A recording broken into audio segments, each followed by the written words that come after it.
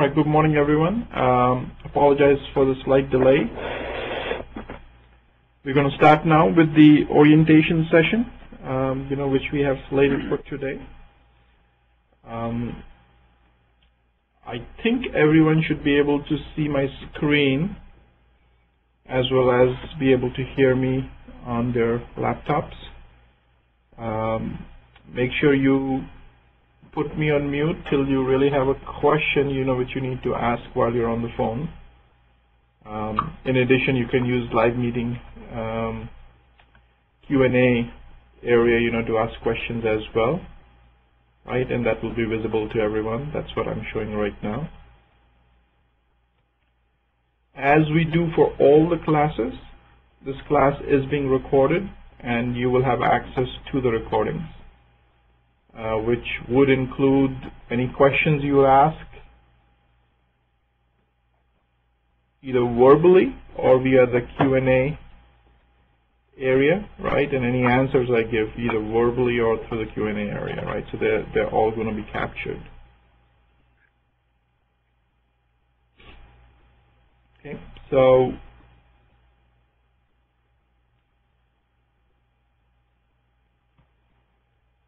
this is the SAP NetWeaver Systems Administration, also known as the BASIS training. This is the orientation and the introduction session.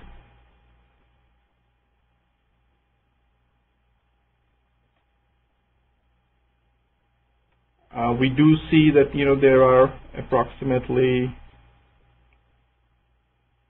there's some duplicates here, but approximately 15 individuals who are in the class. Two of them, Ayaz and N. Kumar, seem to not have the audio. So Amol, can you look into that? I'm not sure if they are in our office in India or if they're using the phone to get the audio, right? So if you could just look at those two individuals, would appreciate.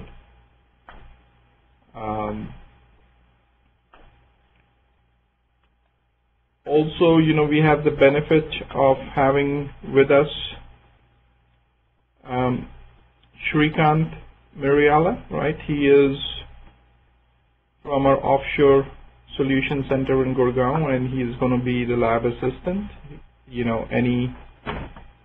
Any questions we have as the course progresses, any exercises we get stuck with, he would be helping out. Also, we have on here Raj Ramakrishnan. He's a colleague of mine and would be helping with the instructions as the course progresses. I will let Raj introduce himself once we get to my introduction. Okay. All right. So moving on.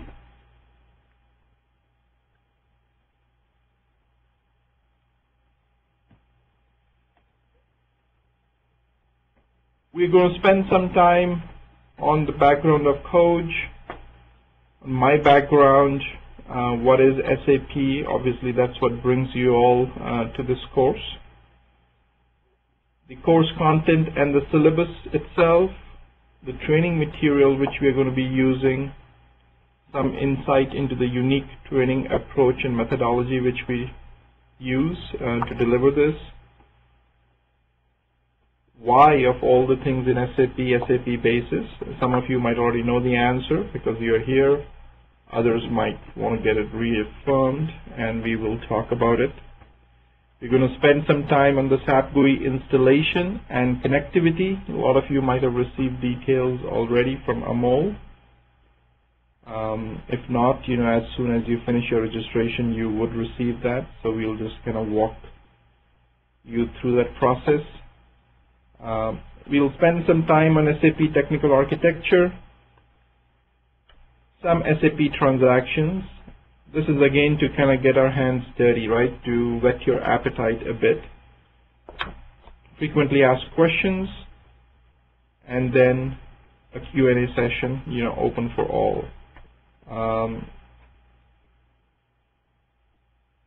This is, most of this content, give or take, is going to take us close to 2.5 to 3 hours.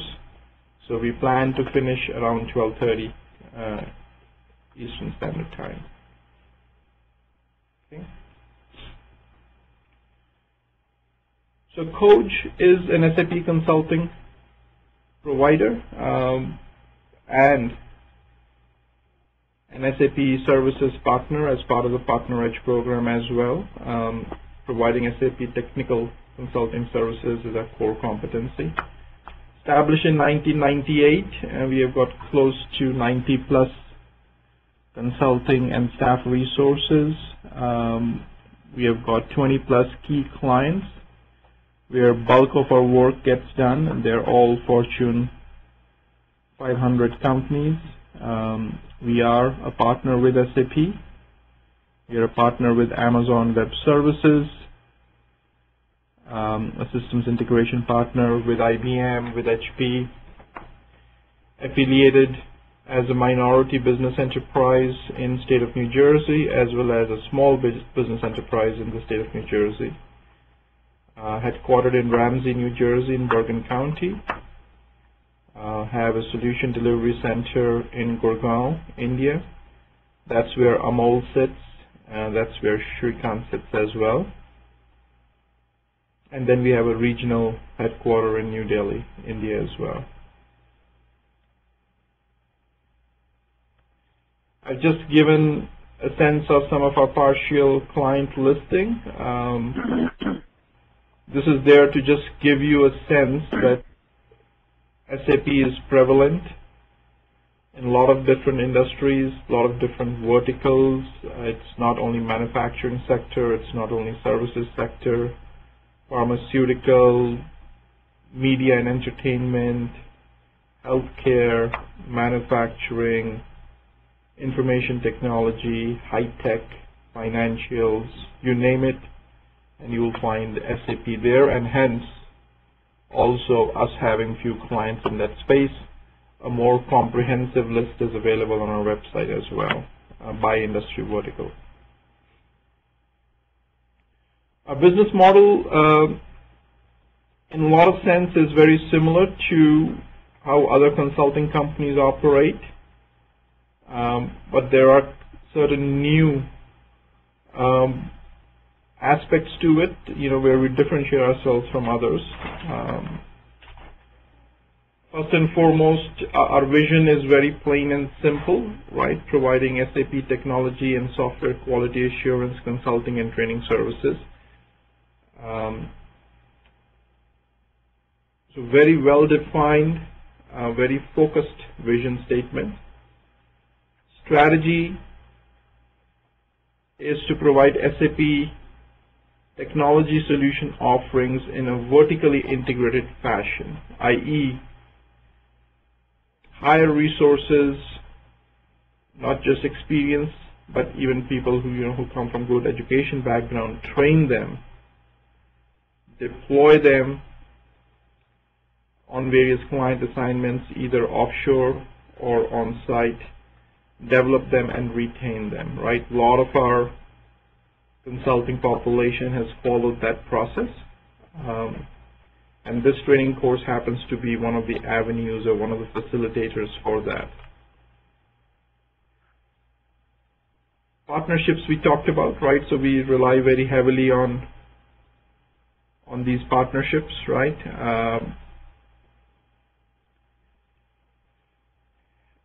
From a vendor standpoint, we over the years have built a very extensive database called Syllabus. We use a software product called Syllabus, in which each and every vendor as well as independent consultant we have ever talked to, we have details around, right? And that's what we leverage to meet our client requirements and to have a better sense of individuals with this expertise out in the market. But that's not the only source of our consulting population. The big chunk of it, are people whom we work with directly, either on W-2 or a subcontracting basis, right? And then our customer population is both large-scale businesses and medium-scale businesses. As you must have already seen, large-scale businesses is where SAP has always been. That's been their forte.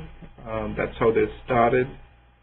However, now currently over the last 5 to 7 years, there has been a focus to move to medium businesses and small businesses using cloud as a delivery mechanism.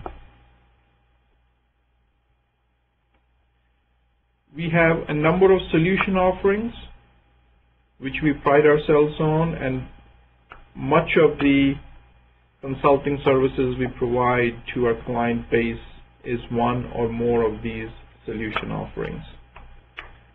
Architect SAP is where we started with, and that's what my background is.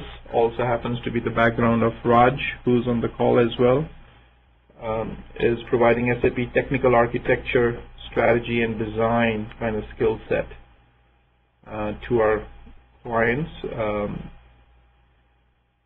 Doing so the right way as new SAP initiatives start, projects start, this pays out in spades over the years because you have a very firm strategy in place in most of the areas, and you're relying on that strategy to take you through bulk of the deployment cycle and the implementation cycle.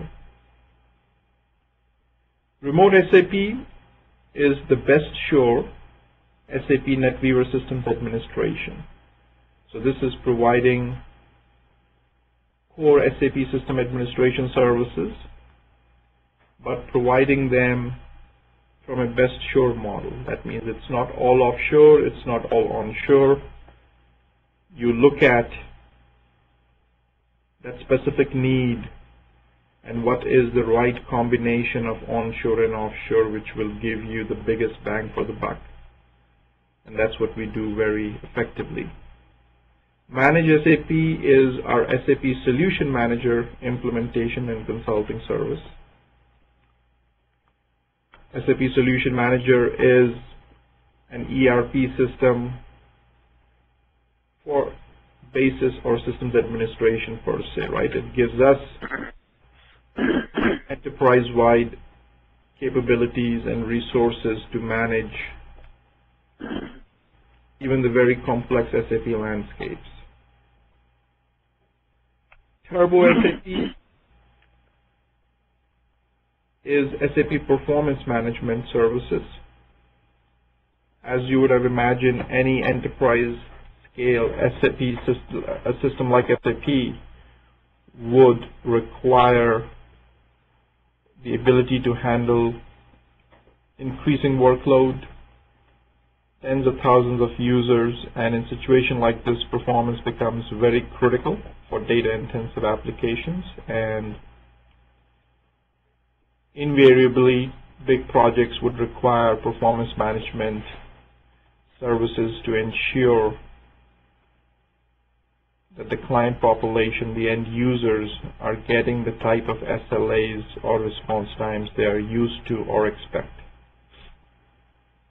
Assure SAP is SAP Automated Quality Assurance Testing Services using products from Hewlett-Packard, which include Quality Center, Quick Test Professional, Load Runner, and using these products with SAP to provide automated testing services.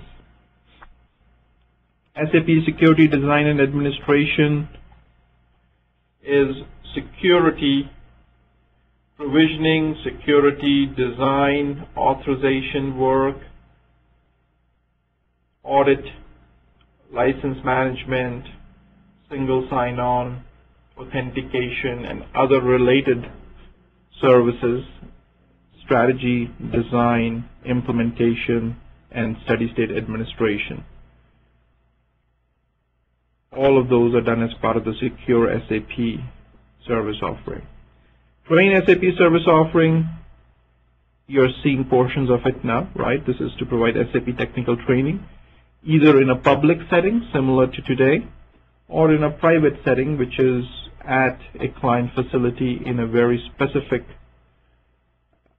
customized fashion.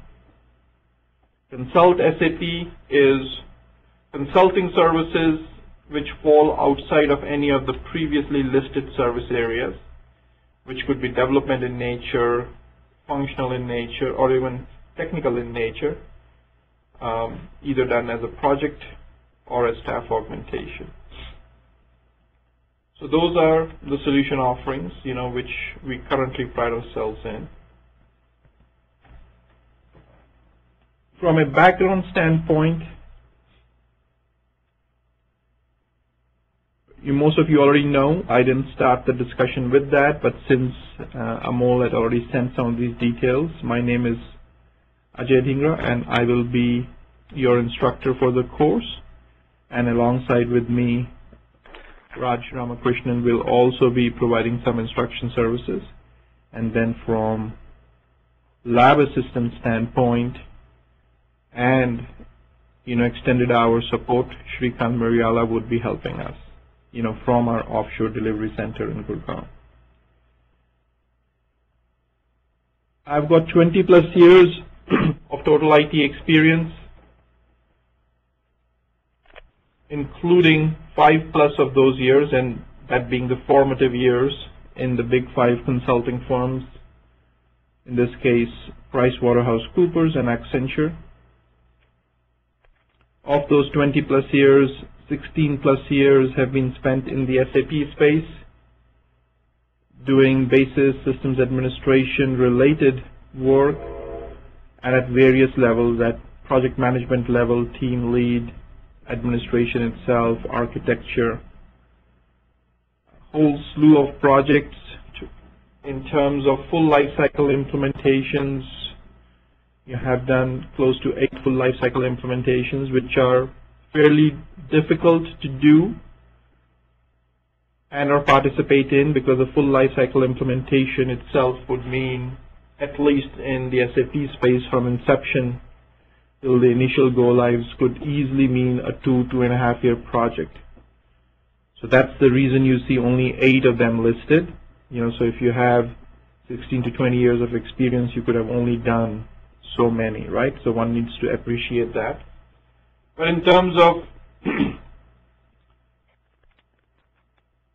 specific, more focused implementations, done a lot of ERP implementations, 12 plus, 5 in BW, 4 solution manager, couple of them in APO, supply chain area, enterprise portal, PI, business objects, BPC. And then very recently, and what's not stated here, in the HANA space as well.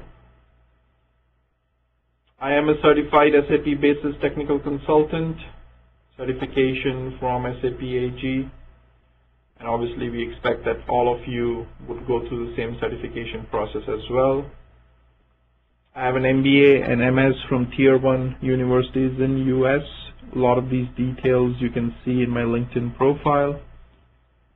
I have a master's, obviously in engineering, from India, master's from Drexel University here in the US, and an MBA from Stern Business School, NYU.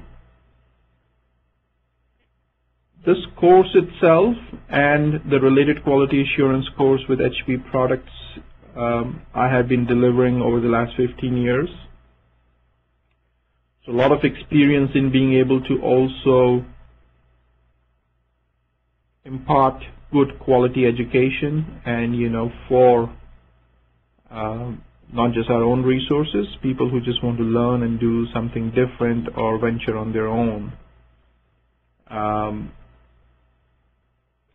In the quality assurance space itself, we have had more than 75 training batches, with 10 to 15 students per batch, right? So, 1,000 plus people have gone through that training program.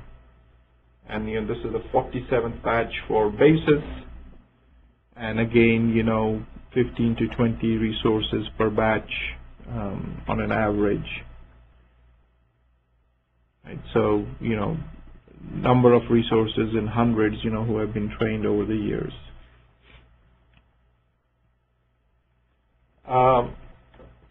So now we're going to move into some of the basics. Again, for a lot of you, this might be a repeat. It might be known information. For others, it would be new, and hence we need to cover it. So what is SAP? Obviously, the acronym itself is German, but the literal translation in English is Systems, Applications, and Products in Data Processing. And it's the world's leading provider of enterprise application software.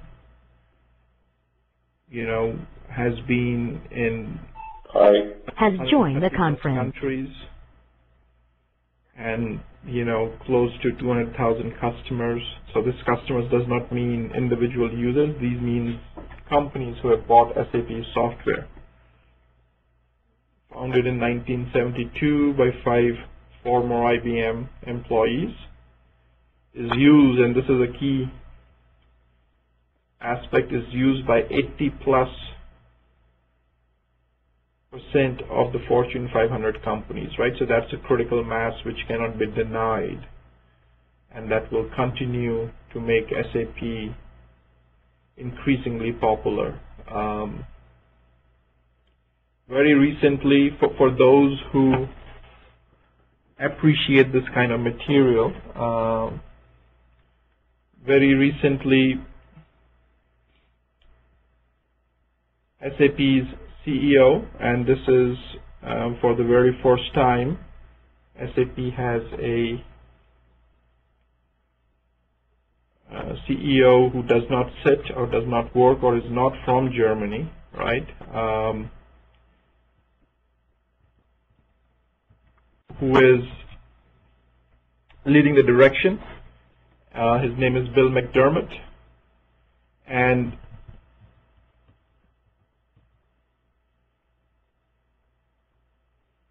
Bill McDermott recently published a New York Times bestseller called Winner's Dream, A Journey from Corner Store to Corner Office. For those who like to read technical books or books about people who are successful in this area, should read it. I didn't read it, I listened to an audio version of this book, and it is narrated by Bill McDermott himself. Guys who are on the phone, please put me on mute. There's a lot of background noise. If you have a question, then you can unmute and ask.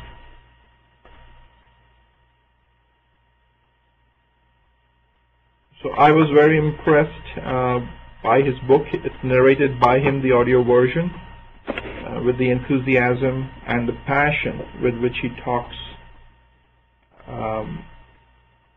and the way he is building, you know, I would say SAP 2.0 essentially, right, is amazing. Also, you know, a lot of it is leveraged from the work Hasso Plattner and Vishal Sikka did, which paved the way for HANA itself. You would see the recent acquisitions which SAP has made have paved the way for their significant presence in the cloud environment, as well as enhancing HANA into cloud. So Business Objects, we all well know that acquisition happened in 2007, but since then a number of other acquisitions have paved the way. One of the very successful ones was SuccessFactors, which gave the very first thoroughbred cloud environment, you know, which SAP used. You know, then came in Sybase, which gave a lot of the capabilities which currently we see in HANA, and a lot of the mobility-oriented capabilities, which is, you know, now visible and used extensively in the SAP space. And then came the other two big ones. One is Hybris, which is the omni-channel commerce capability, and then came the Ariba, right, which again brings cloud environment, marketplaces, and commerce capabilities to the SAP space, right? And in between there have been other smaller acquisitions as well. So there is an acronym which emerges in today's technology landscape, which, you know, as you start looking at how you are evolving your own career and what you're doing as you learn, the acronym is called,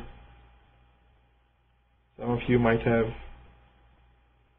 already heard about it, it's called SMAC,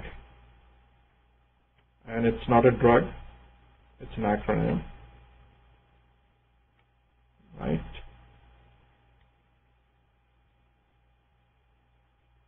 And even though Bill McDermott does not use this acronym, he uses the essence of the acronym in his penultimate and the last chapter of the book. So S stands for social, right? So those kind of capabilities need to be present in any software company or product which needs to be successful. M stands for mobile. Again, mobility needs to be at the cornerstone. Social and mobility kind of go together.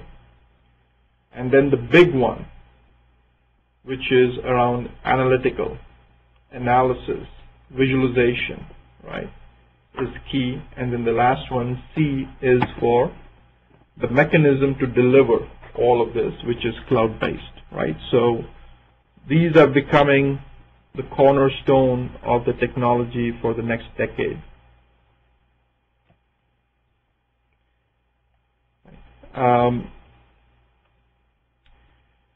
The SAP Business Suite, which is the flagship product, consists of 5 products, right? Since it's a suite, it is made up of 5 products.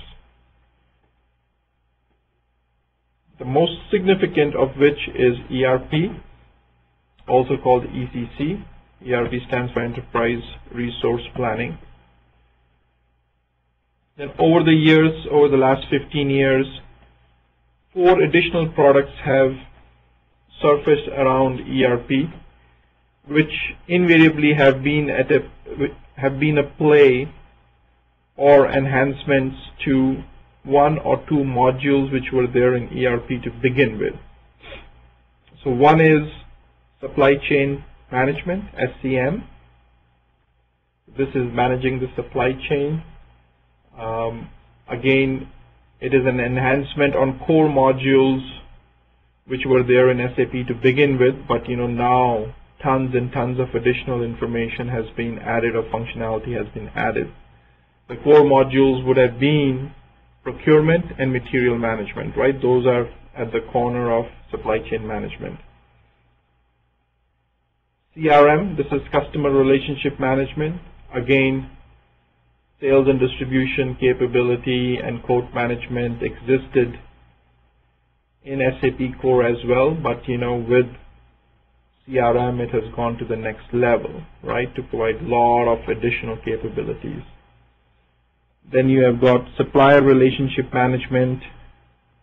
Vendor management was always there in SAP. ECC has gone to the next level with supplier relationship management.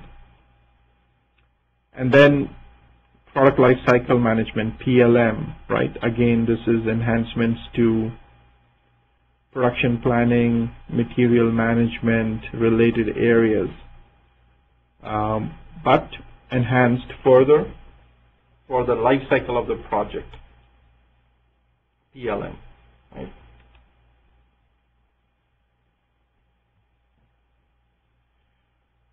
Obviously, you must have already understood that there are a lot of acronyms, a lot of TLAs, 3-letter acronyms, which you will get exposed to. All software products have it. That's how they make it difficult for the competition. Obviously, our goal here is to make it simple for you. So the business suite we talked about, and I'll narrate it a little bit further.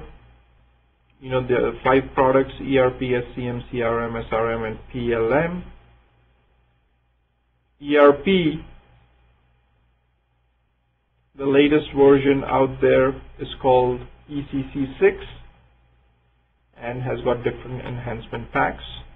Very recently, S4 HANA has been released, Simple Finance, which as time progresses is directed towards replacement for ECC6. How fast and how successfully SAP transitions to it has to be seen. Till then, it's ECC6, and ECC6 has as part of it what we have come to know over the years as various modules. FICO is for finance and controlling, SD for sales and distribution, MM for material management, PP for production planning, HR for human resource, PS for project systems, WM for warehouse management. This is a list, it's not an exhaustive list. Similarly for SCM, which was previously known as APO for Advanced Planning and Optimizer, but now is known by its more mainstream name, which is Supply Chain Management, has got modules in it as well as demand planning, supply network planning, supply network collaboration, transportation planning, vehicle scheduling. By the same token, you've got CRM, SRM, and PLM modules as well. CRM has got obviously entity management, opportunity management, a number of different modules in it to begin with, call center management as well.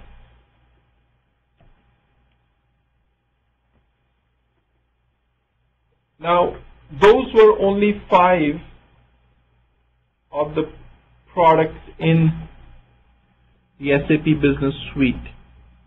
However, there is NetWeaver, and NetWeaver is a framework, and in this framework there are a number of other products, namely Web Application Server, Business Intelligence, or also called BW, Business Warehouse in some cases. PI for Process Integration was earlier known as XI for Exchange Infrastructure, Enterprise Portal, Master Data Management, Manufacturing Integration and Intelligence, which form the basis of NetWeaver. In addition to NetWeaver, in addition to Business Suite, there are other products out there. Solman for Solution Manager, BPC for Business Planning and Consolidation, BO or BOBJ as it's called for Business Objects, GRC for Governance, Risk and Compliance.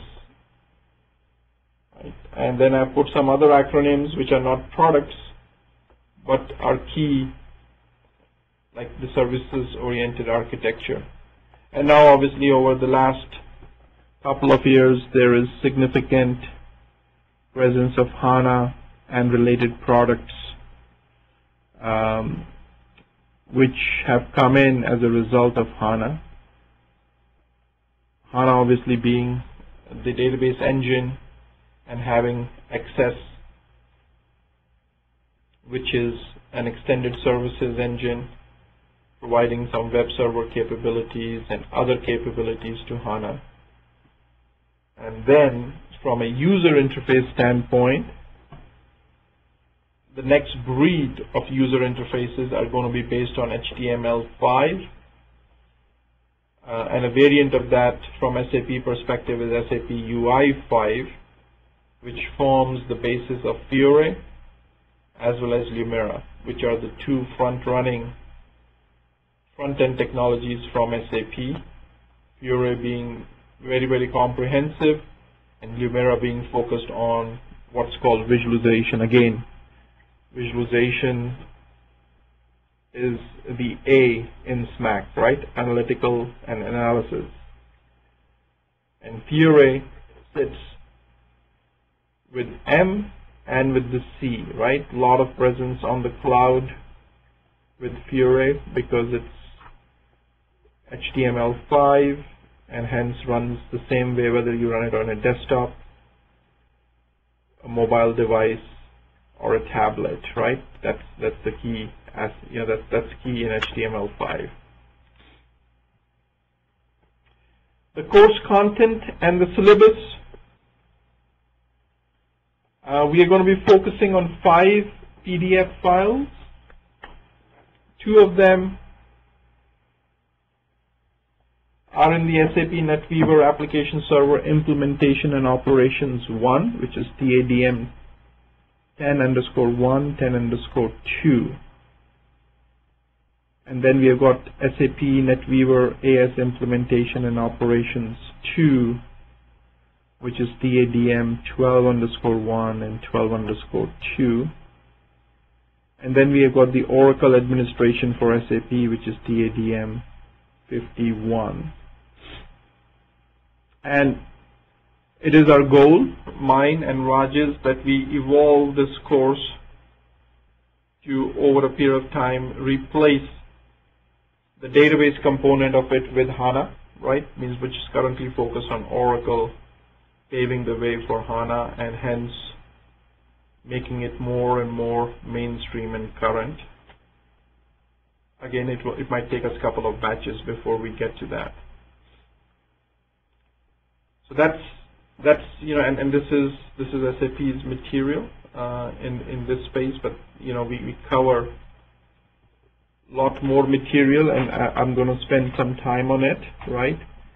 You all will receive a training DVD which looks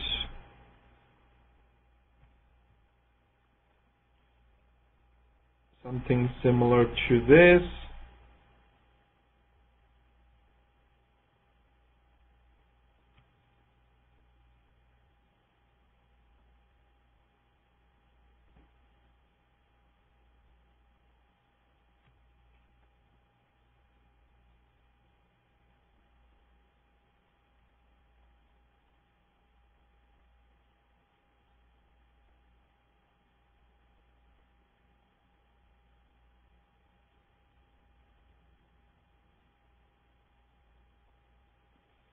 Which looks something similar to this. It's got 14 folders.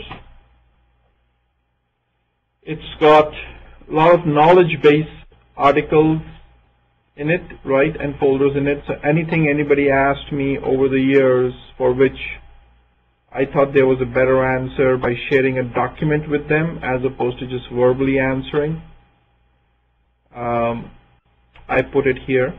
A lot of this material gets dated, but time to time we continue to enhance it.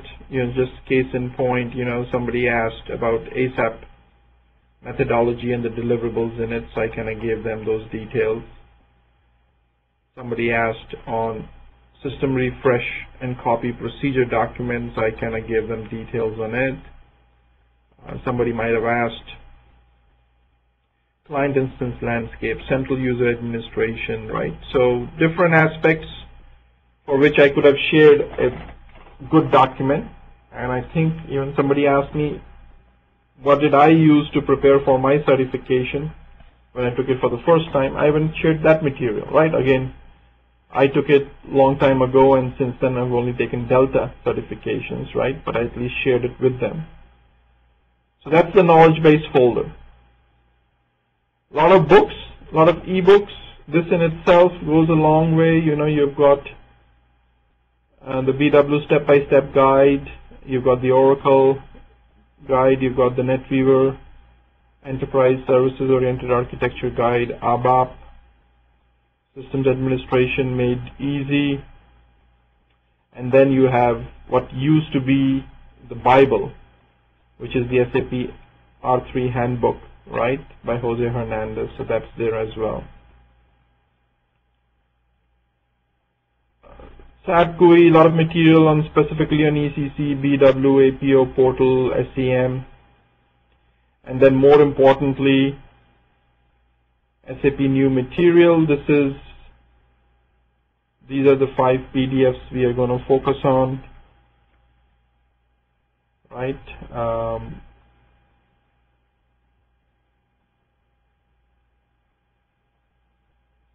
SAP installation, when we do the SAP installation exercise, the master guide we use to do the installation, the media list, etc. is available here, and student material, right? We do the installation in a Linux environment, which is RHEL, so some documentation around it, what file systems we use. We have got a virtualized environment, so some details on the VMware configuration underlying it, how the base server was installed.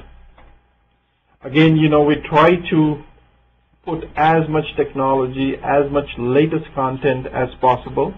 Again, it's not always possible, but to the extent possible in our material, to the extent that even our training systems run on the cloud, right? So it is the C in SMAC. We are running everything on Amazon Web Services. What you will see today and what you will eventually connect to is running on AWS, on Amazon Web Services.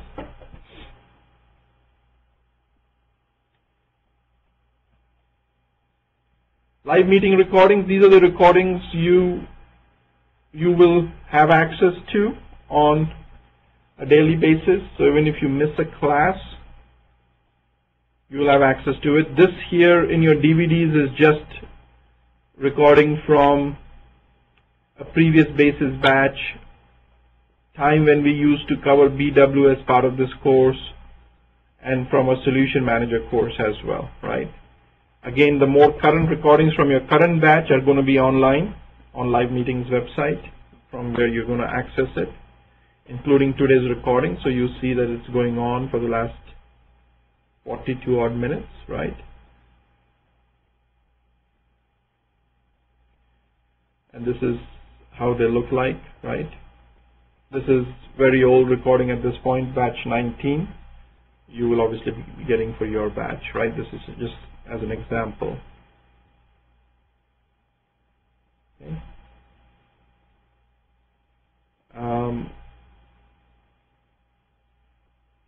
Okay.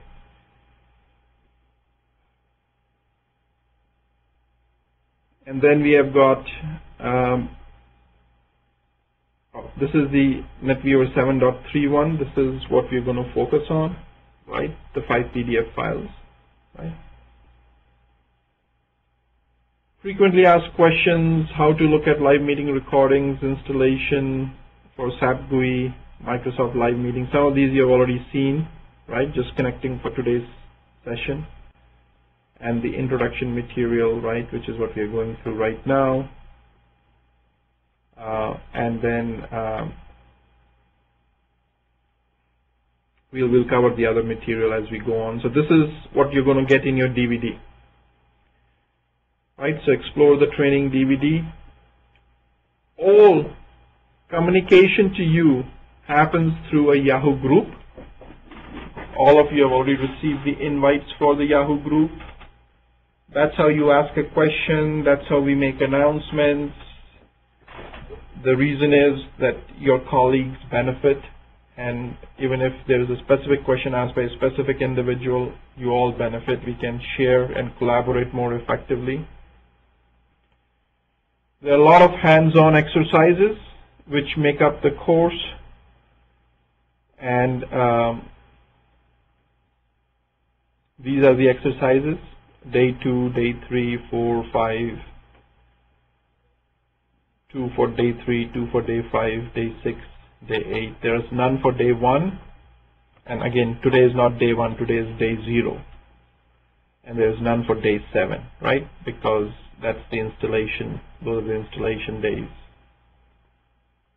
And again, if we bring up any one of these exercises, you know, they are very well laid down, but they continue to evolve, right? So if I bring one of them up, right?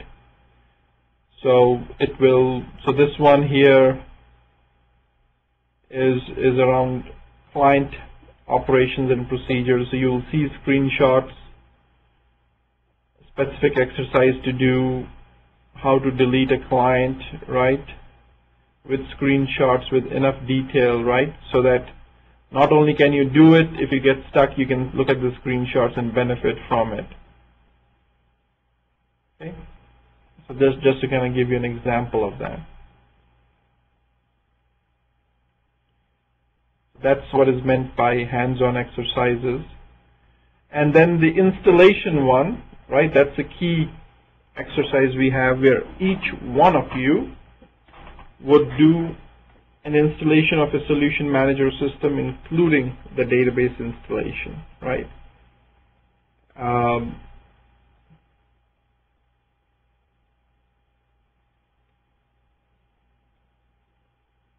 So this is the custom installation guide, which you will all receive,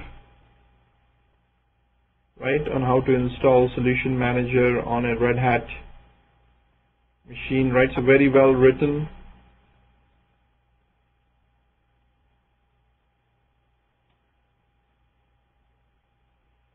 Proper index, table of contents, some background information. It talks about the architecture on which you're installing, right? So everything is running on a PowerEdge server. 2 CPUs, dual core, right? 8 gigabytes of RAM.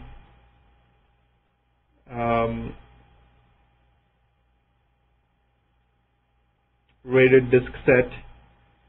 4 partitions, capable of running 4 partitions on top, right? KS4 stands for code server 4, virtual machine partition 1. We nowadays only use 2 of them. I think it is 2 and 3 if I'm not mistaken, to just give more processing power. So 2 students do it at a time, and you know, obviously I first do it in the class so that you guys can look at it, right? So just providing infrastructure to do these kind of exercises is part of the challenge, right? To build them so that you can look at it, right? So the file systems we use, and then each and every step, including screenshot, right? So this is the very first screenshot of running SAP Inst, right? And then all the screenshots. In the end, you will see the Oracle Universal Installer screenshots as well. Right, so this is OUI. Okay. Just giving a sense of that. You will do this installation using VNC Viewer, which is like a remote desktop capability in the Linux world, right? So this way, even if your network connection drops or anything, you know, your virtual session would continue to run, and you can still continue after you reconnect.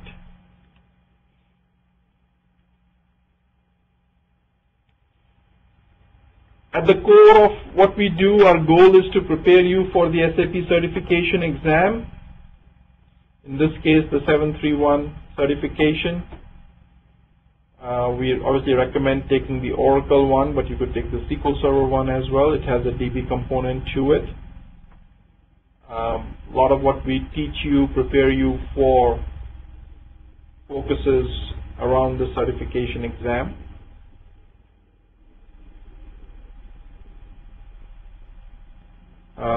The details of the certification exam are on the SAP's website.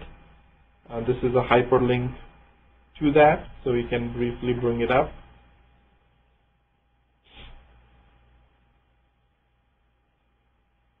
And you obviously get more details on SAP's website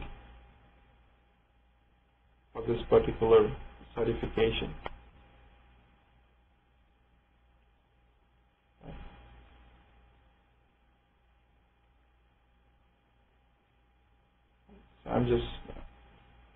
I'm not going to spend more time on it, but you can see in which area, how many questions, or what percentage of questions are asked in which area, right?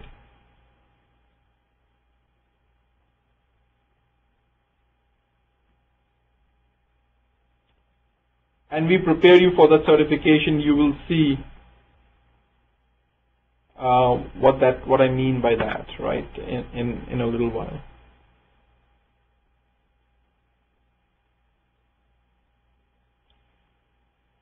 We have a unique training methodology.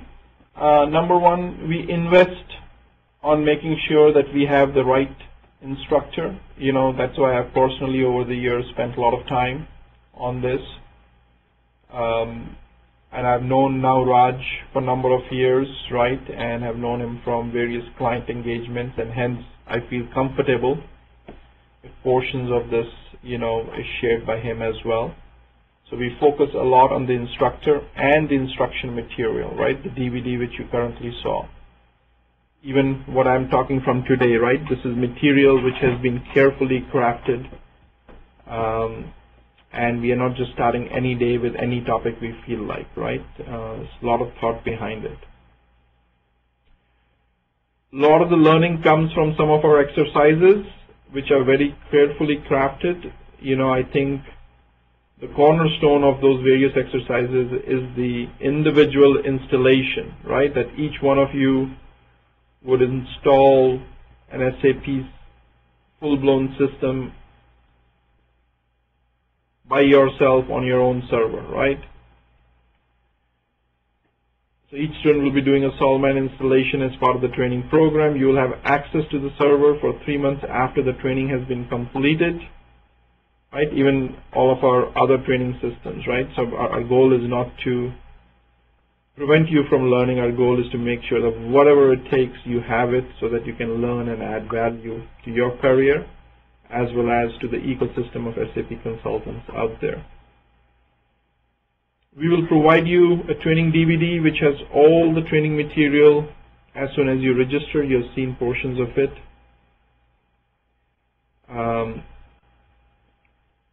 The training DVD has large quantity of materials which goes even beyond what is actually covered in the class in these 64 hours of training, right? 24/7 global access. You can access our servers anytime from anywhere in the world. And similarly, you can use Google Group to ask related questions anytime, anywhere in the world. At least we have 2 shifts in which we can answer. US shift, you know, where Raj and I would be here, and then Shrikant, who works, you know, from our office in India, right? That gives us the capability to answer, and then your colleagues can answer as well, depending upon the type of question you have, since you're posting it to the Yahoo group. And why we say global access? Because we run on Amazon Web Services. We run it on the cloud, which makes it easy for you to access our systems.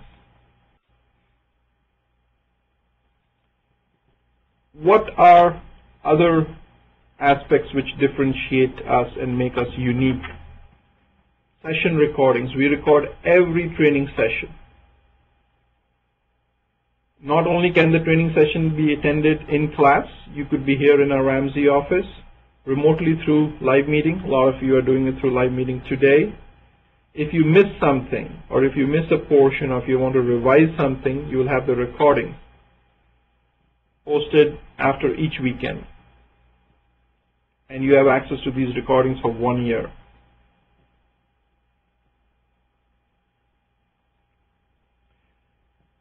And then we have the coach placement service offering. There's a typo here.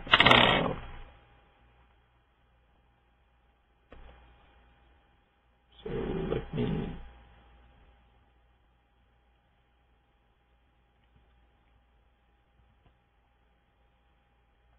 Coach placement service offering. So as we know that, you know, a lot of you, not all of you, but a lot of you have an intent to eventually break into the market, right? So this is a job placement program where we help you with things beyond the training, right? By giving you more experience with some in-house projects, some monitoring kind of initiatives, preparing some extensive exercises for the subsequent batch. In fact, what you just saw, which was the SAP installation guide, which we all use now to do the installation, custom installation as part of the training, was actually built by a fellow student, right? And we help with the resume, we help with preparing for the interview, preparing for the certification, and making sure that you can make a positive impact to your career. And we'll see more in terms of a case study in this space on how this works for you. For a lot of you who have taken similar kind of training, professional training in other institutions over the years would realize, or would have already realized, that if we are so anal about the orientation session, how anal would we be about the actual 64 hours of training? We are indeed. We almost want to look at it as a schooling approach. You will have weekly homeworks, weekly in-class quizzes, and I'm expecting that in addition to the 8 hours you spend on a week in class, you need to spend at least 20 hours. Your workload has to be close to 20 hours on a weekly basis outside of it, right? So only then would you see a change or a level of learning or quality of learning with which you can make a quantum jump in your career, right, of the kind you need. What is the other unique aspect, right? We actually provide you with mock certification exams so that you can learn effectively, you can gauge yourself where you stand. So if we look at the certification exam, and then I kind of showed it to you a little while ago, CTADM M51, that means the Oracle version, 731 is the SAP kernel, NetWeaver release. You get 80 questions, you get 3 hours, 180 minutes to answer them. The exams are conducted at the Pearson VUE Authorized Testing Centers, and Coach is one of them. So you can actually come to a Ramsey office itself to take it. But if you're anywhere else in the country, then obviously you take it there. Here is a screenshot of the software product we use, which is called QuizStar, to deliver this training, right? So you see SAP NetWeaver Technology Associate, the previous batch taking it, batch 45 taking it, 80 questions. You would come in, you would take the exam. This is how the exam is proceeding for them. We can look at the scores overall, right? This kind of gives me a sense of how I am doing, and you might have already gauged that I was not very happy when Amol shared this result with me. It reflects poorly on my ability. You know, I would like to see all of these histograms sitting, you know, a notch or two above where they are. But then again, we don't want to minimize these questions, right? They are difficult. This is the first time people take an exam of this nature. But we rather see this now than they actually taking the real exam and getting these kind of results, right? This is, again, a screenshot of some of the questions. In this case, the question has been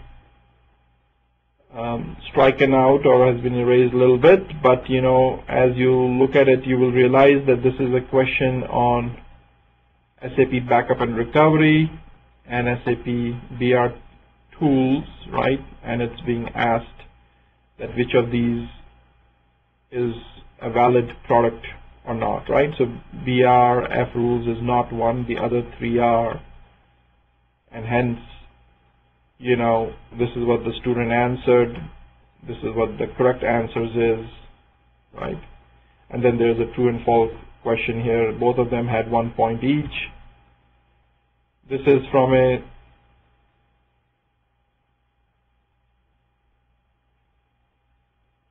This is from a student who did relatively good, got 56 right out of 80 questions, right? These are the points you get, right? And very briefly,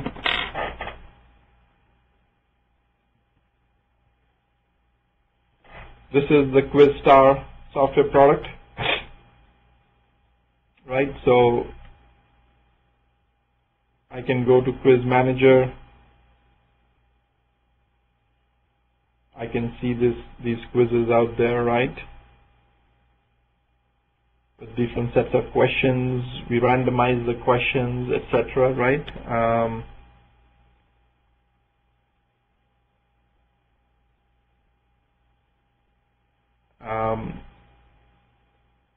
Report Manager. Right, so this is the previous batch, one active report. This is what I was kind of showing you.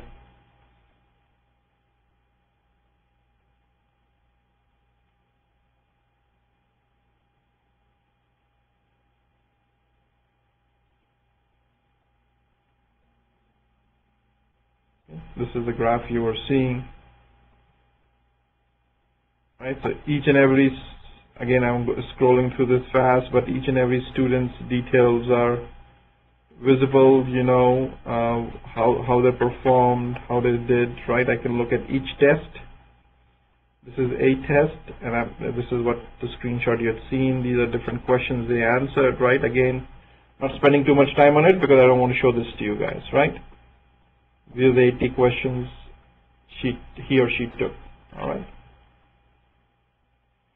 So again, a lot of time and effort goes into this, right? You don't get it everywhere. We give it to you.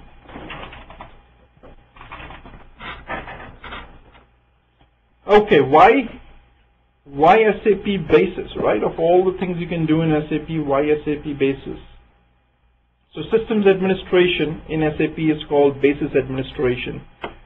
And there are only, and I think only one or two examples, and SAP is probably the poster child, where systems administration for an application product is called out, right? You don't see something similar in PeopleSoft. You don't see something similar, you know, for other kind of software products out there, right? Especially in today's world where DevOps, which is, you know, agile approach to building and deploying, you know, the concept of basis kind of disciplines is very rare to see. In SAP, it is very prevalent, and it is very, very critical because basis is NetWeaver Systems Administration, and it is the foundation for all SAP products, right? All SAP products run on that foundation, right? Only few outliers might be out there where SAP bought a product from another company like Business Objects, right? But still then it might not be NetWeaver, but it would be the basis admin doing Business Object System Administration as well. We'll spend some time, you know, talking about the definition of NetWeaver. And again, the reason we even go to the SAP Tech PDF Unit 1, page 16 is just to kind of get your appetite going, right? So that you start appreciating some of the technology we would be covering in this space, right? Okay. But before we continue with that, let's take a 5-minute break since, you know, we have been going for more than an hour, right, of recording itself. So let's take 5 minutes only, and then we'll reconvene so you guys can take a bio break. I can have a glass of water, and then we'll proceed. In the meantime, I'm going to pause. All right, I started the recording again.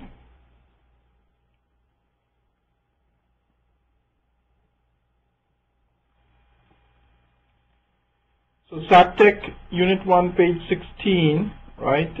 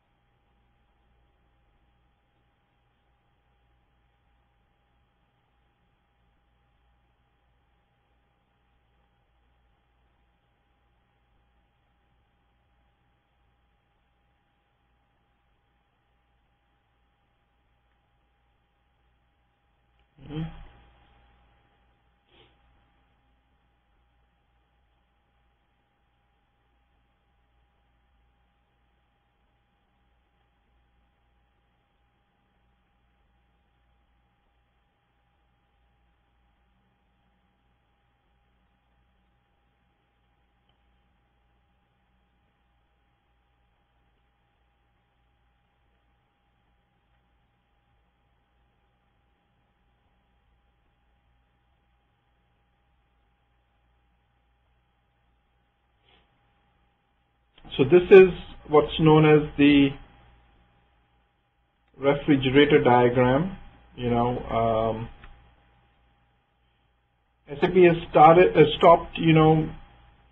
they used to use this diagram a lot, right? They've stopped recently, but I think still I believe it gives the best pictorial representation of the NetWeaver stack, right? That it has the application platform or the web application server, which forms the basis of it, right? In there, it has the DB and the OS abstraction layer. That means it can run on multiple database flavors, multiple operating system flavors. And we'll talk in more detail about what those databases and operating systems are as the course proceeds. And then it has a split personality where it can run both a Java stack and an ABAP stack concurrently or independently. Then comes what's sitting on top of it is process integration. And this is used for enterprise application integration, very similar to how MQ series is from IBM, or TIBCO is there from another, just another EAI player out there. It has an integration broker, it has services-oriented architecture, business process management capabilities. And then comes, master data management, MDM. This is for master data syndication, which is also part of the NetWeaver stack. And as it turns out that even business warehouse or BI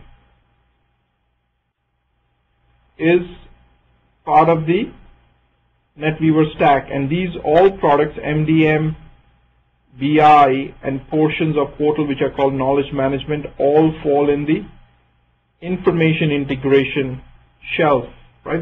The whole thing looks like a refrigerator, right?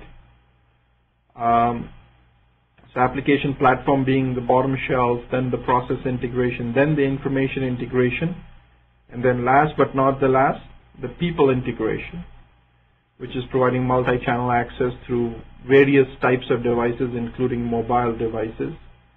And behind the scenes, it's got the portal, the collaboration engine in portal, and the knowledge management engine in portal, right? So that's why learning the NetWeaver stack is so critical, because it has the underpinning and the foundation of a lot of the SAP products. Now, adding significantly to this, either at the bottom of this would be SAP's own database technology, in addition to what they always had, which was SAP DB, would be HANA, right? And then also standing on the side of it, HANA has a lot of this capabilities as well in either native HANA or HANA XS, right? So not only is HANA building another database which could be the foundation of NetWeaver, it's also building a lot of the capabilities which existed in NetWeaver, being developed from the scratch on HANA, right? And that's where SAP believes seriously that they will bring to the table significant performance improvement and a fundamental shift in technology. Right, so I wanted to focus on this just to kind of give you a sense of NetWeaver systems administration. Now we will take it to the next level to kind of appreciate another unit, which is the SAP Technical Architecture unit, which gives us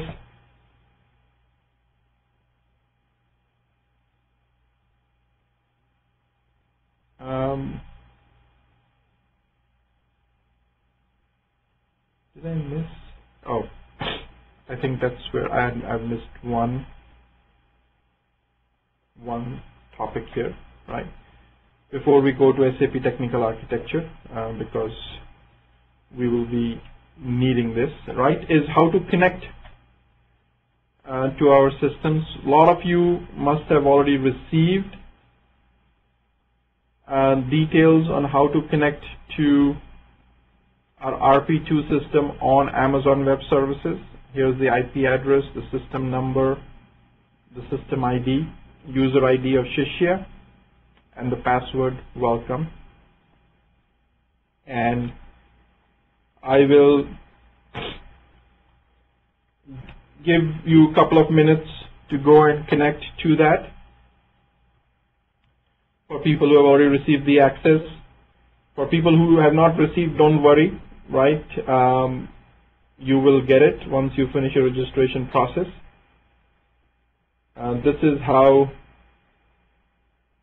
your RP2, this is an IDES training ECC system. IDES stands for International Demo and Education Services. This is what SAP has built for training purposes. So it's got some pre-configuration in it. Change item, right? Same details. And then in parallel, I will, not here.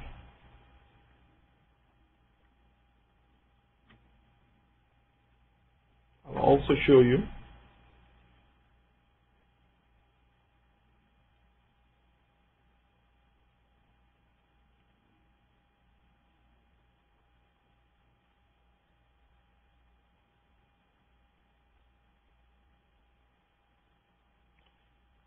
on connecting to our Amazon Web Services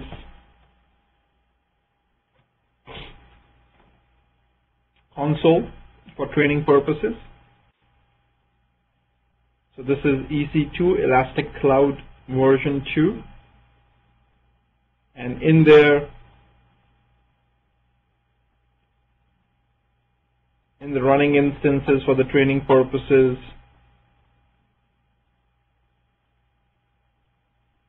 is this IDES instance, right? This is the IP address. You must have seen this in the SAP GUI entry I just shared with you. Right? It's running on a medium server on the US East data center. Right? Right, it's got disks, the block device is allocated to it.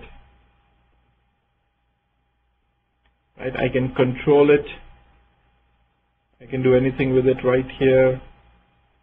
Stop it, reboot it, terminate it. Right? Create an image of it, etc. Associate an IP address with it. Right?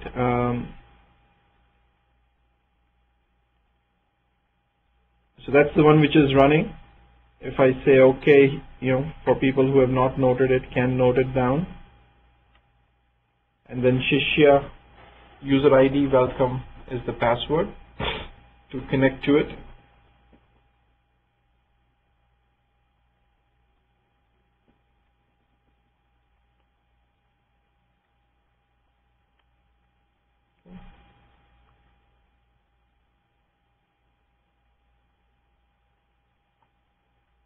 Log on screen. This is an EHP7 ECC6 system. Shishya, welcome.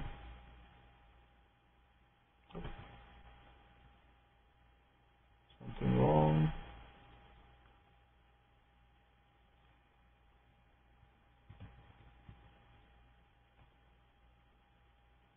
I typed it incorrectly. Okay, this is an IDES system. And I just wanted you guys to log in, right? So I'm expecting to see few people connected, but it turns out that a lot of you have not connected so far. So this is just Shrikant connected, and I connected, right? Code 0, this is from our office. Right? But others can connect, just, and we see somebody else come in from machine called PHAN. Okay. So it's on the cloud, so no restrictions from that perspective. You're coming, you know, and our internal systems here, which are in our server room, also can be connected the same way from the public internet. Okay. So somebody else also connected SKS, so that means it's working for you guys. And that was the intent of, you know, just having that slide in there.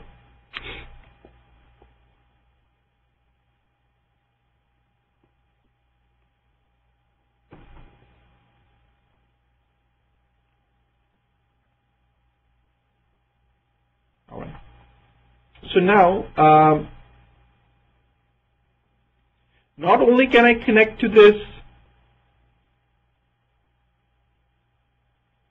using SAP GUI, I can also connect to it at the back end using PuTTY, right? That means using a remote shell if it's a Unix machine, or using remote desktop if it is not one, right? So PuTTY is something, you know, which you guys would have to use as well, and this is my same server, right? Same IP address, right? 54.235, right? So I can open up a PuTTY session, and I have an authentication public key available to me. That's why it did not challenge me for a user ID password. I'll be sharing that with all of you as well. But it brought me in with a root-like capability, and I can switch user to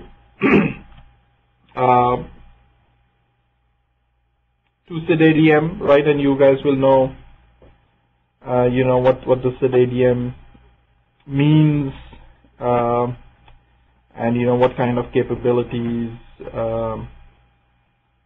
it has.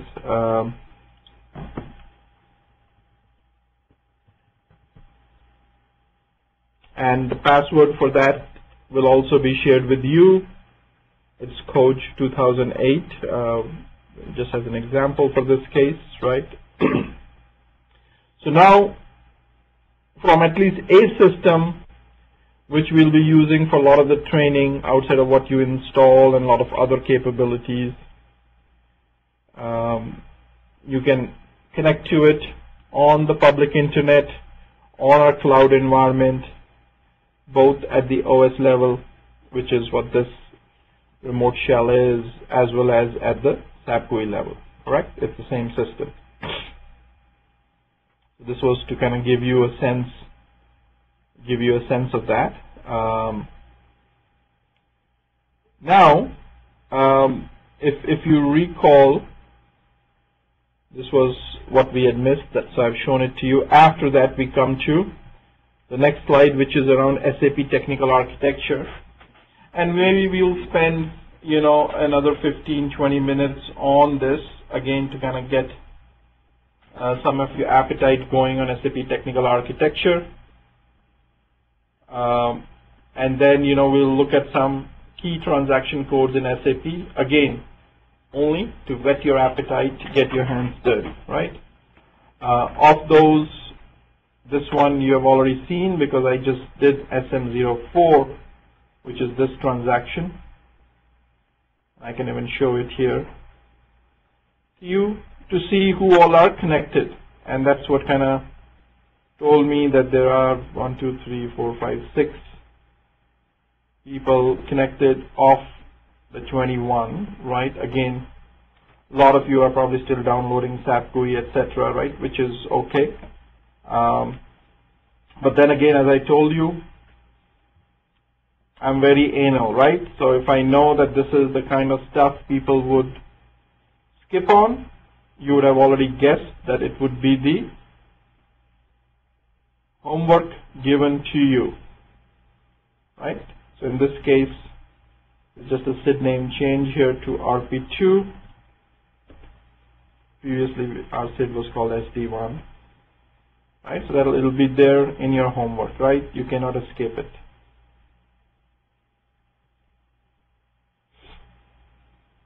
So back to TADM 10_1, Unit 3.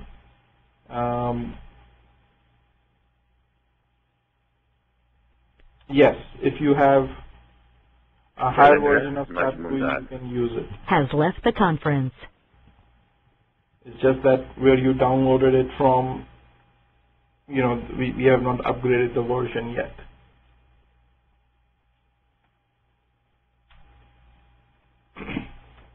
So we'll go to TADM 10_1, Unit 3.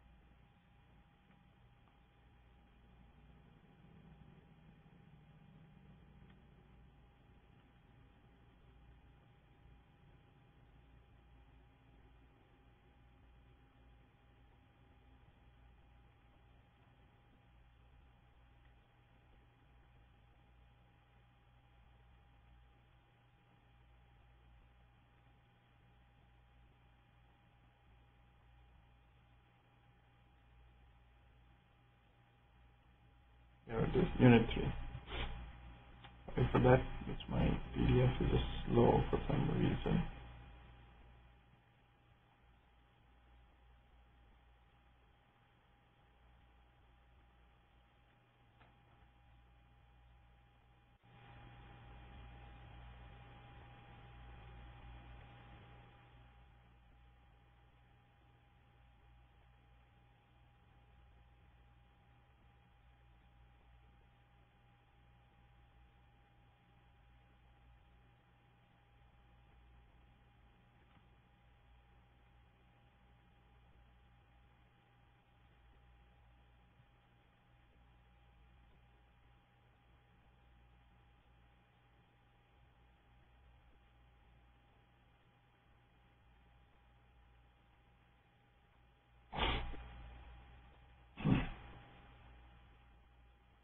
Okay.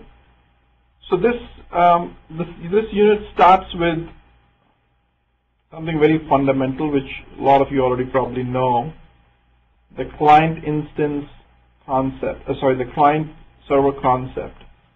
Right, the hardware-oriented view, which we all know. Client means a laptop, PC, etc. Server means a back-end hardware, right, which is being connected to. But that's the hardware-oriented view, right? And typically what you come across in industry is more the software-oriented view, which is any piece of software or a service which is requesting data is the client, which is serving data is the server, right? And you know how the world has progressed. You know, we started with the mainframe days, right, which pre-existed this. After that, we kind of came to a two-tier architecture where we had got the presentation layer, right, and a back-end server, right? So this, for those, you know, a lot of you might not know of those days, right, but this was to a certain extent similar to mainframe, except in the mainframe the presentation layer was dumb, right? But then came, you know, software products like Power Builder, Gupta SQL Windows,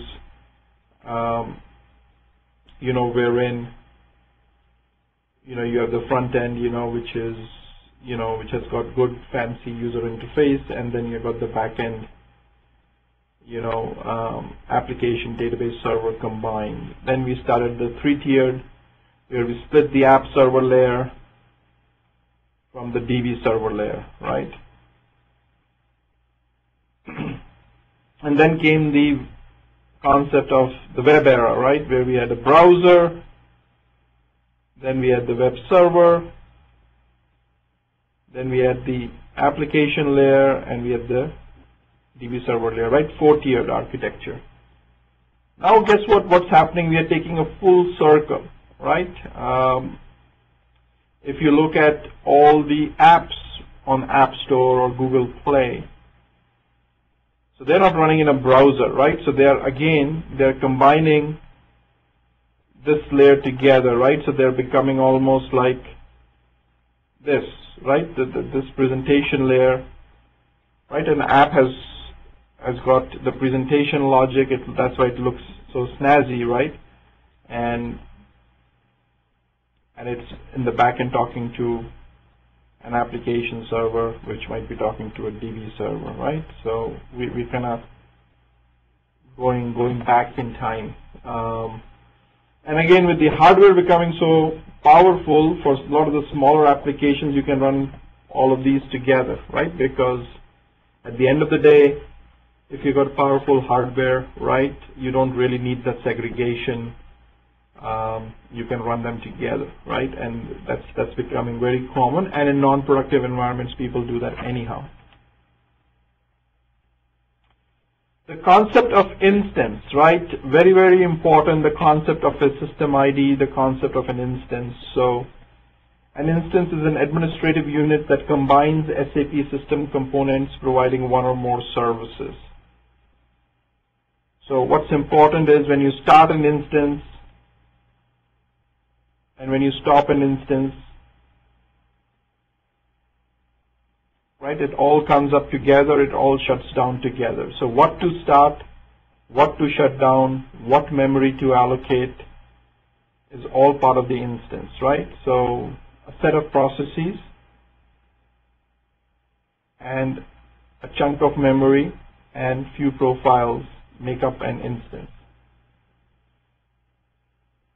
An instance can run on one physical computer, but on that physical computer, multiple instances can run. And an SAP system can have multiple instances, right? So those three statements are very important, right? So one instance can only run on one physical machine or a virtual machine, but that machine can run multiple instances. Similarly, one system can have multiple instances in it. One SAP system can have multiple instances on it, right? So here is an example, right? This is, if you look at this, right? So number one, based on what I told you just now, how many tiers are here? Right? So you can respond back to the Q&A. How many tiers are there in terms of the tiered architecture in this diagram? Okay, so this is one answer. 3 tiers, right? So Sridhar is right. There are 3 tiers. There is the presentation layer, that tier. There's the application layer, the second tier, and the database, the third tier. And if we look at it, right, there are how many servers here, right? How many server machines are shown in this diagram? Right? How many server machines are shown in this diagram?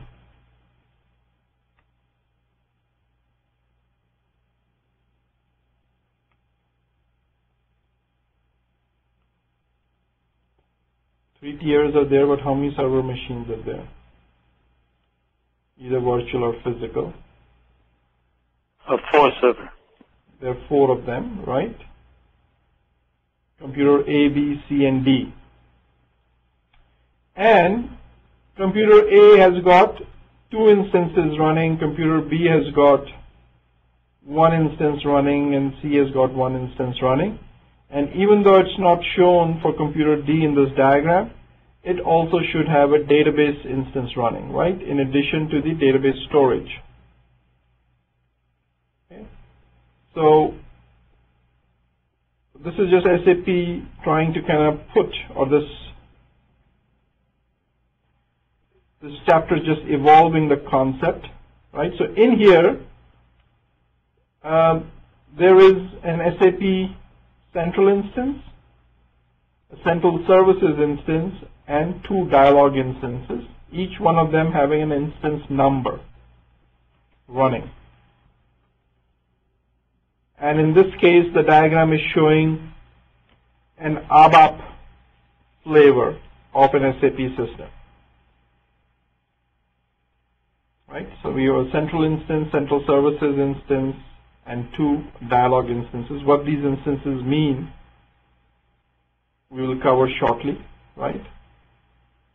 An SAP instance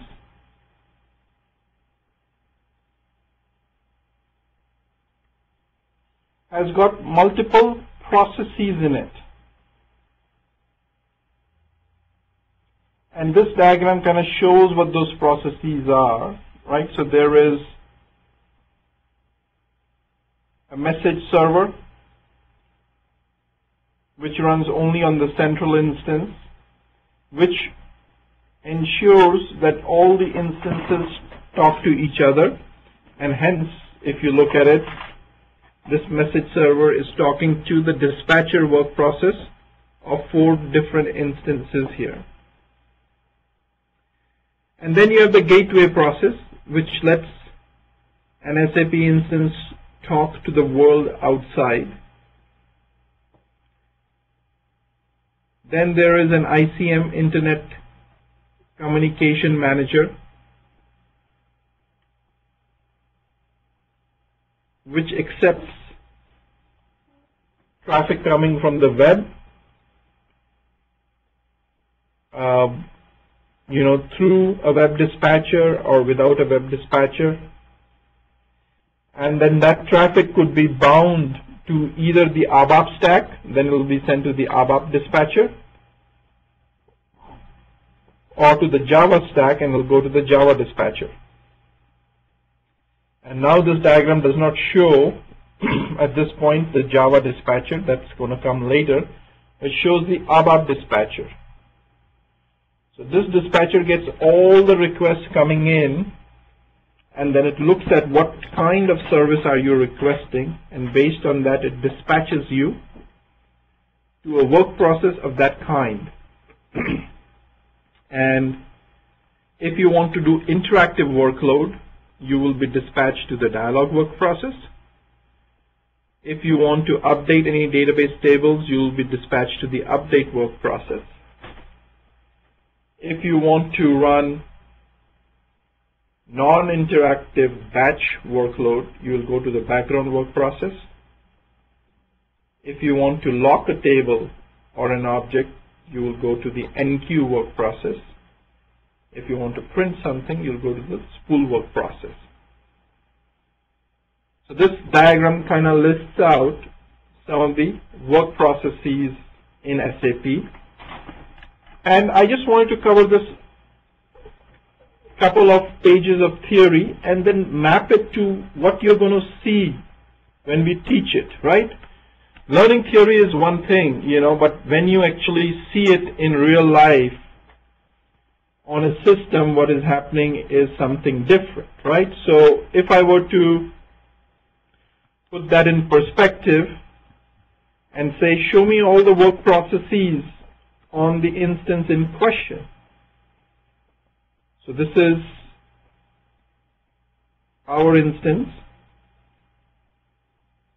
for the RP2 system, right? And it is called IDES2 RP2 RP2 underscore 10.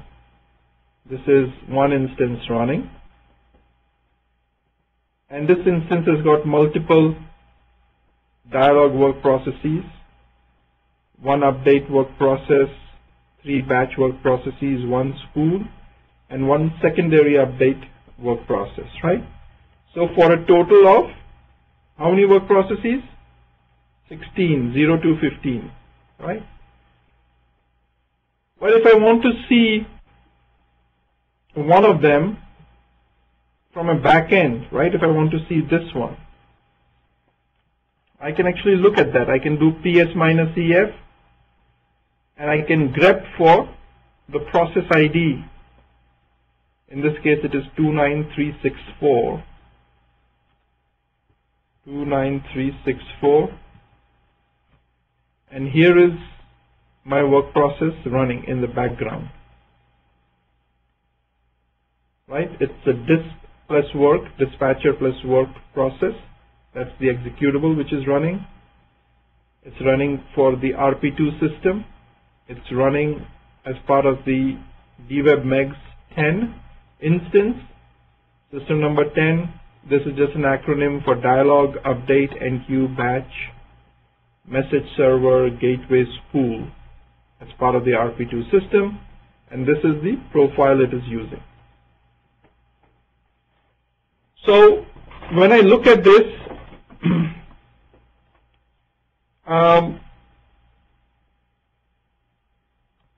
29364 is the work process, and this is a certification question. They give you this screenshot and this screenshot and ask you what is the process ID of the dispatcher, right? And a lot of people will spend a lot of time on this and they don't see dispatcher here. And they have the screenshot of PS-EF, but they don't realize that the PPID, parent process ID,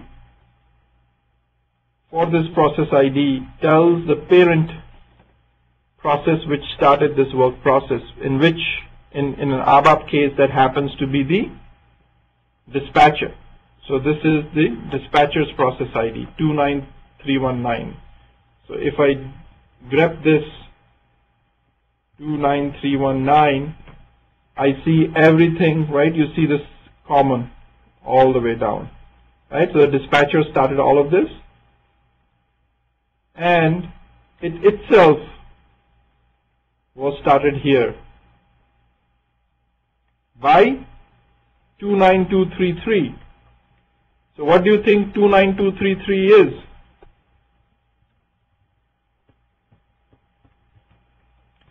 (29233) is the SAP start service, right? So when SAP started, the dispatcher got started, and in this case, the graphic server also got started. Right, IGS. So this kind of tells you how would you use the backend tools to kind of comprehend the theory being taught to you. And when I go through the material, that's what I would do. I would focus on the pictorial pictures in the PDFs, explain the concept, then come and show it to you in the system. And then, as part of your quiz or as part of your exercises, you might get certain questions, which you need to answer, right? Which will kind of see if you understood the concept or not, right? Like it might just ask you, what is the process ID for the gateway work process, right? Right? You don't see the gateway here, right? You don't see the gateway here. So, but some of the material talks about it, right? So you have to find out how you would go and determine what is the process ID for the gateway work process, right? And then, when we talk about in the class, we'll talk about what are the various mechanisms to find that process ID, so on and so forth, right? So, again, this is day 0. My goal is not to teach you everything, but to make you aware of how it is going to be taught.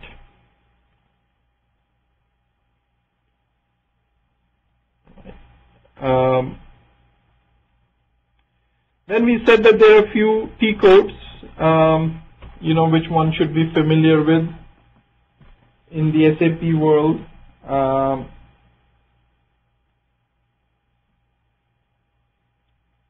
we have looked at SM04, T code, SM51 we didn't look at, we looked at SM50, this is SM50, right, which is here as well, right? So we did this guy, we did this guy, right? We look at SM51. SM51 is the number of instances which make up this system, and in this case we already know that there is only one, right, which is dwebmax_10, right, which I had shown you, and it is green, it is running active, right, and that is the central instance as well. From here, if I double click, I can go to the same SM50 screen, etc. Yes, so Amjad, Ibrahim, yes, they are configurable as part of the profiles to change work processes of any kind to any number. So, and Kumar, you don't need to start sharing, please just don't do anything to live meeting.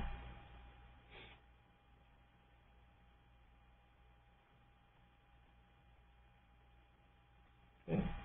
The answer is yes, and the transaction to do that, it is ironic, you just asked.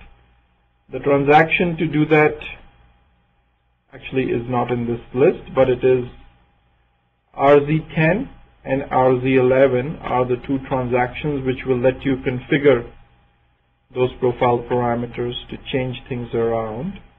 And since that question was being asked, we can quickly go to RZ11. And if I put something,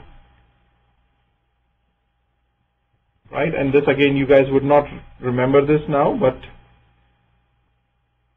see if you can get the hang of SAP's naming convention. So RDISP stands for dispatcher related parameters, WP for work process, NO for number, dia for dialog. Display it.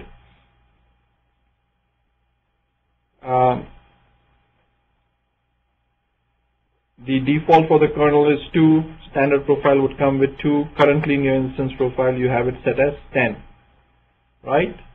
And the current parameter is also 10. So if I look at SM50, dialog should be going from 0 to 9, 0 to 9. So there are indeed 10 running, right? 10 configured to run. Only one is actively doing something. Others are waiting for something to be dispatched to them.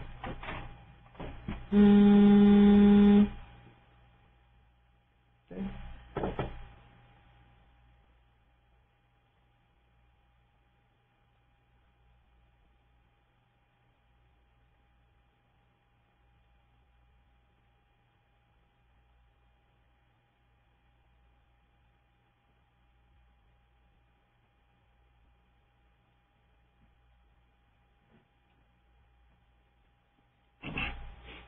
All right.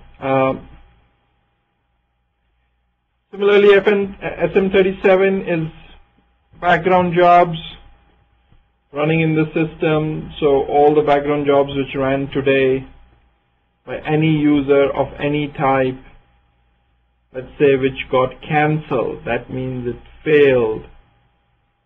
I want to see. So there are 4 of them which failed, and these all happen to be related to DBA activities, right? Backups and archive logs, which was a known issue, and I expect that Shrikant has fixed it since then. DB13 is the transaction where one can go and look at if subsequent to that things have been running fine or not, right? So if we look at, no, so things are still failing. So this is what I've asked Shrikant to fix, right? So that we don't have issues in the system going forward.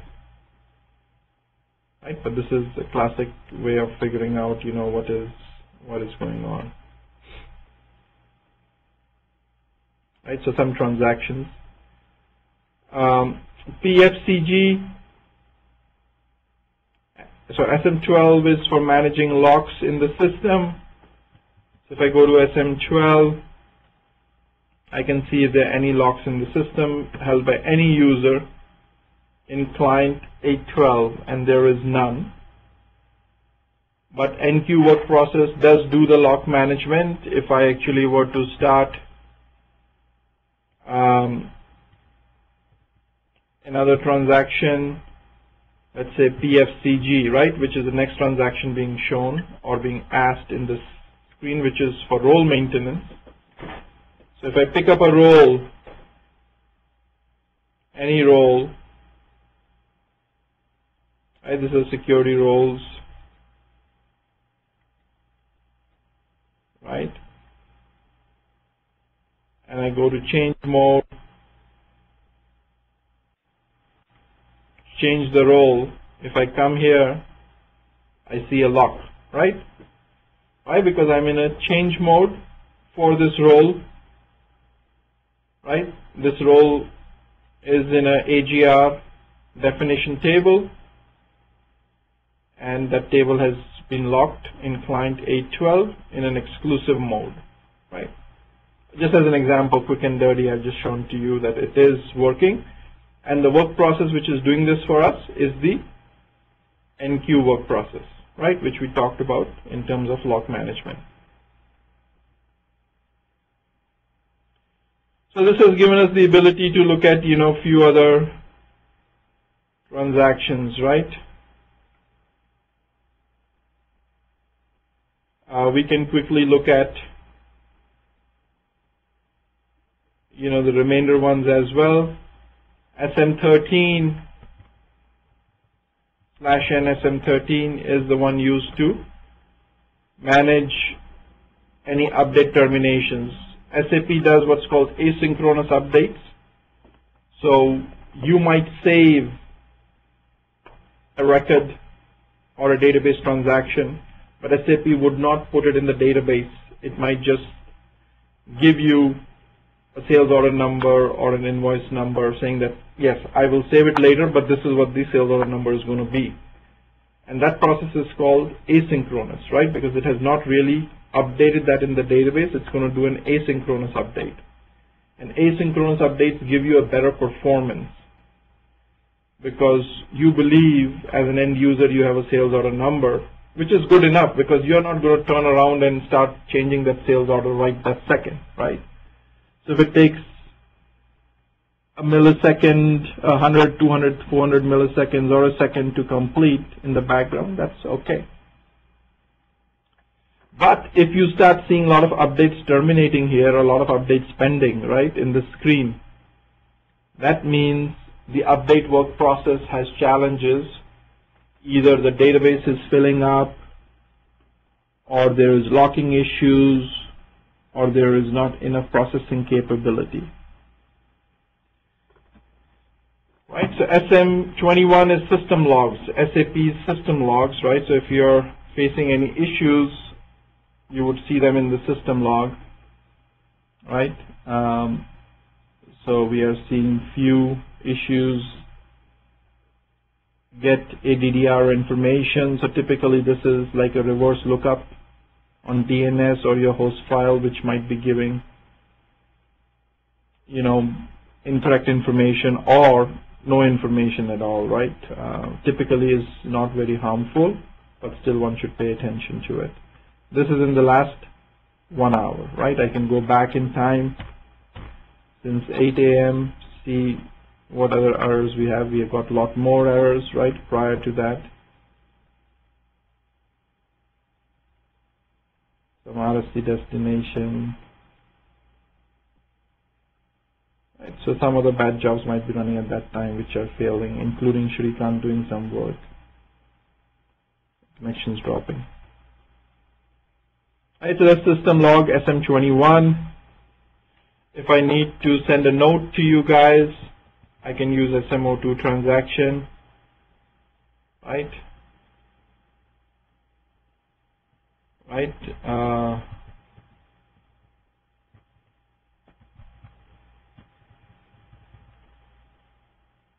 Right, I can send that note. If I send that note for anyone who's logged in, when they do another dialog step, they're gonna see it, right? And RZ20, last transaction, is about CCMS monitoring. So these are all the various CCMS monitoring sets defined. If I pick up one of these CCMS technical operations template, right? Or I can pick up ERP monitoring template, right? ABAP landscape, right? So I can pick it. There are various templates defined, and you can define your own templates as well. So if I pick this up,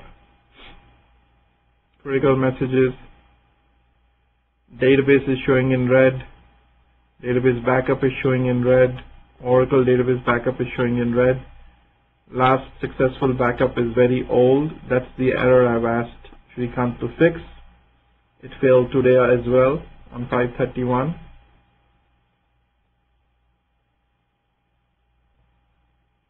Oh, actually there is one running right now, so it looks like he has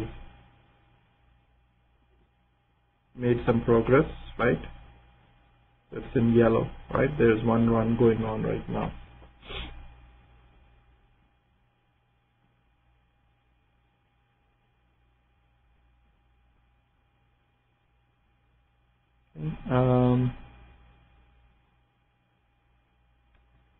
Database backup. So right, so it's context sensitive. From there, you know, I can come here, right? So this is the one, whole online backup. It's continuing since I told him to do, right? And it's taking a while, but it is going on, right? Here we are. File ID number 72. It's going on. I can look at the detail log. So it's 47, roughly 50% done. It started at 7 a.m. So, you know, in 4 hours, another 4 hours for it to go. This is full backup, so it takes a while.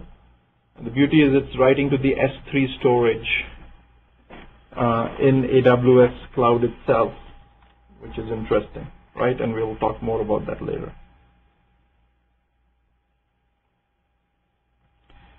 So again, just to, number one, convince you that if you are interested in learning, you will learn, right? Because we will teach you the theory, we'll teach you the practicals behind it, we'll teach you what's relevant when you are at a client location to make sure that you have skill sets which are marketable. Okay. Page down. Frequently asked questions, right? So this will set the stage of what questions people ask us. And then after that, I'll open it for all of you to ask questions as well. How are the opportunities in SAP, right? So it's obviously the most lucrative and sought after field in IT. Furthermore, even in that area, basis is more lucrative compared to the other SAP disciplines. Because number one, it's difficult to learn. It's very, very technical. And there's more demand because if you are an FICO consultant, you can only be on projects where FICO is being actively implemented. But if you're a basis consultant, you know, whether it's a FI implementation, or it's a HANA implementation, or it's an SRM, CRM, PI implementation, you're required everywhere, right? So that's the rationale behind it. But one needs to continue to reinvent yourself, even within basis, right? Unlike other disciplines, IT, you cannot behave as if you were a doctor or a CA or a attorney, right? Where experience matters more. You don't have to learn newer things, right? At least to some extent, you don't have to learn newer things, right? The human body is not changing, right? But yes, the technology to treat human body might be changing. For a CA, or a CPA, the financial regulations don't change that often. The accounting standards don't change that often, right? But yes, maybe the technology, the tools you use around it might change. But in IT, it's all about the technology anyhow, right? So the frequency of change and the extent of change is very, very high, which is good and bad. It is good for people who are entering the market.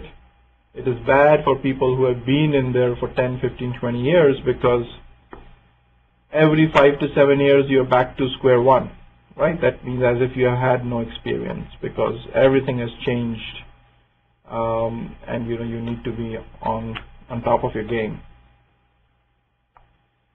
Do you provide any certification? We provide a certificate for this training. Also in this training, we cover the material to take SAP certification, right? And I'll be honest, our certificate has got no value, right? The certificate which has got value is the SAP certification. So that's what you need to put your eye on, right? Do you help with placement after the course is done? Yes, right? And that's what the KPSO process is all about, which we talked earlier. Do you provide remote access to the servers? Yes. 7 days a week, 24 hours a day from anywhere, right? As long as you've got internet access. How do you attend the classes remotely? Via Microsoft Live Meeting. All of you are doing it today, so I don't need to spend more time on it. How long after the training do I have access to the servers? For 3 months. And then you can still get access even beyond that for a nominal fee. Even that we waive in most of the cases, right? Because we really want you to learn. Case study, right? So I just picked an example of a student, who went through this course, and there are very many examples similar to this. This is the one which has been documented in this deck, right? She attended batch 29 in 2010, the April to June batch, right? So April, May, June, 3 months, right? Typically 8 weeks will take close to 3 months to finish, because like in this case you would have the Memorial Day holiday between April and June, and perhaps another class missed or whatever, right? So it invariably takes 2.5 to 3 months to finish a batch. She took the KPSO not immediately after she finished her batch, because she had some personal stuff going on, but she took it in October to Jan time frame. In December, she got SAP certified in 2010. We started the marketing process after she finished the KPSO in Feb and March 2011, and April 18th she joined Accenture in Canada. Attended all the sessions remotely, right? So since she was in Canada, she couldn't be here in New Jersey. Very focused, asked questions before start of each class. Very active in the class itself.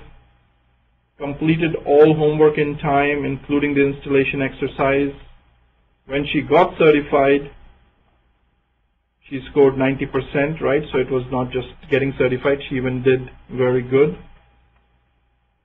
This is her certification exam, right? So December 2010 is when she took it.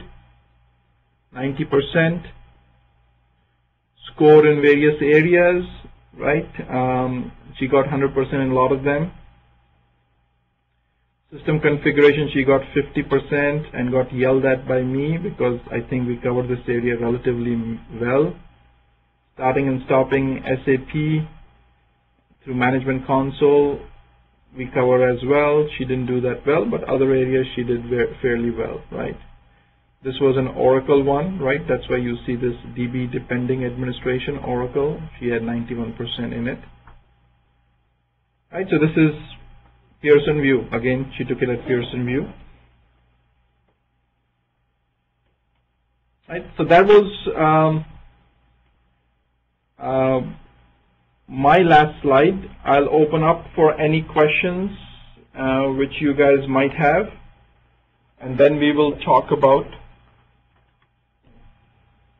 the homework. Okay. Yes, Amjad, what's the question?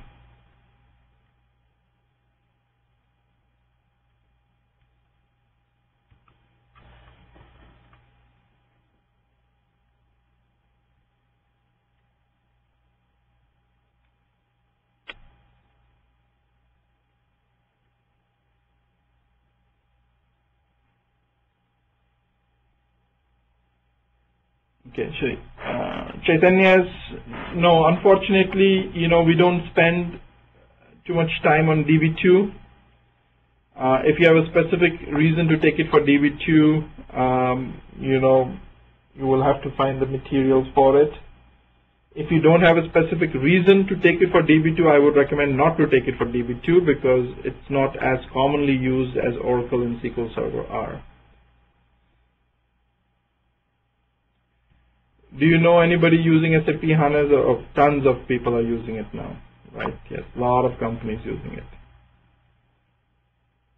It's called Suite on HANA.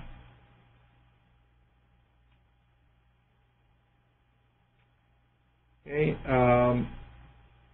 What is KPSO? It's an acronym which stands for Coach Placement Service Offering. This is where we help with interview preparation, with your resume, with some project work, with the certification, right, to make sure that you can break into the market. When will you send today's recordings? Okay, so today's recordings will go out later today itself. Amol will post them on the live meeting site.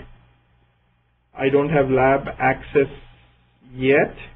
Yes, so if you have registered, you should have received the Yahoo Group access. And in the Yahoo Group access, there are details on how to connect to our servers as well. And in fact, briefly, I haven't shared it in the class today. But, if you have not received it, you can simply write to Amol and he will send it, right? I think Virendra's question is something similar. After you have registered, Virendra, it takes a couple of days for the DVD to be mailed and for you to receive it, right?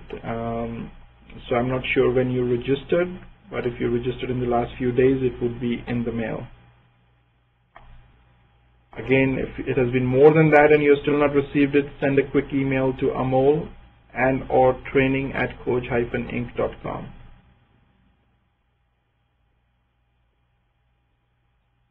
Yeah, so no, there is, in the future, if there's any change in the class, it just gets cancelled, right? And then the session happens next Saturday, or it gets reduced for that Saturday. But yes, Sunday is not when we have the class. Today was an exception, and we took the exception only because we knew it was day 0 class, or, orientation session.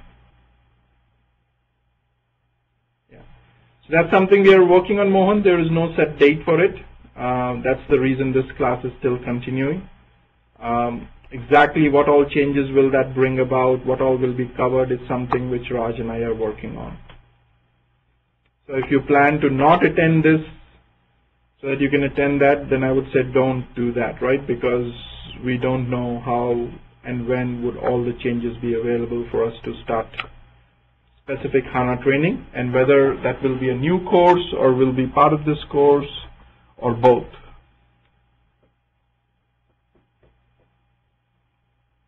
Okay. So while you can still continue to type questions, homework, you have to register at SDN, SAP's developer network. It is free. But it's a good tool because it gives you a good sense of what's happening. And again, you become part of an ecosystem, part of a network, and it will be handy as your career progresses. Keep help.sap.com handy. A lot of material is there on the public domain. Not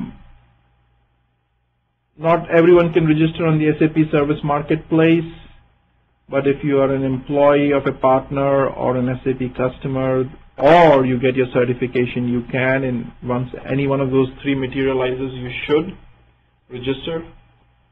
Ensure SAP GUI's connection to RP2, the IDES system, is working for you before the next class. Make sure you have accepted the invite to the Yahoo group and are receiving the Yahoo group emails.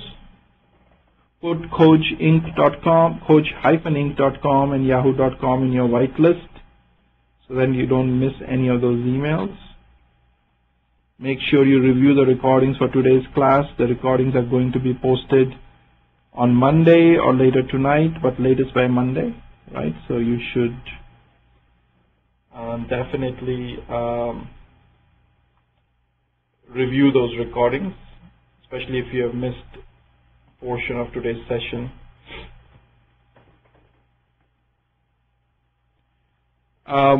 Would SAP S/4HANA be a game changer? Yes, it would be a game changer. And would there be effect on the NetWeaver administration? Yes, but does not mean that NetWeaver administration is going to become obsolete. The NetWeaver administrators would have to now definitely know about HANA as well. Right? But HANA is, systems administration in HANA is really part and parcel of basis administration, right? It is not exclusive, it is inclusive of it, right? And that has been the case in the last 15 years, right? Means even when NetWeaver came, basis administration existed, NetWeaver systems administration was included, right? And then, what might be new to you guys, because you're new to this space, when I look at it or when Raj looks at it for the last 15, 20 years, something or the other is happening every 2 to 3 years, right? Whether it was NetWeaver earlier on, whether it was any merger with business objects, Sybase, others, right? There will be constant change, right? That's just the nature of the game. Can I add to it? Yes, Raj, please, go ahead. So one of the things, right, the NetWeaver already, SAP has thousands of installations. So it's slowly going to, a lot of companies going to migrate it. So eventually it's going to stay, even though HANA is here, a lot of installations happening. There are chances are, you will be working on NetWeaver installations.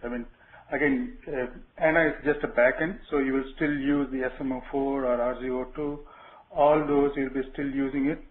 You need to know for the for day-to-day activities. So eventually that means you have to have the NetWeaver base covered. Yeah. Thanks, Raj. So, and also I know I missed the portion where I introduced myself, and I didn't give Raj an opportunity. So before we end today, I'll definitely want, or maybe now is a good time, Raj, why don't you, similar to, how I went through my background, and I'll bring up that slide, if you could give the attendees a sense of your background, would be very beneficial. Sure.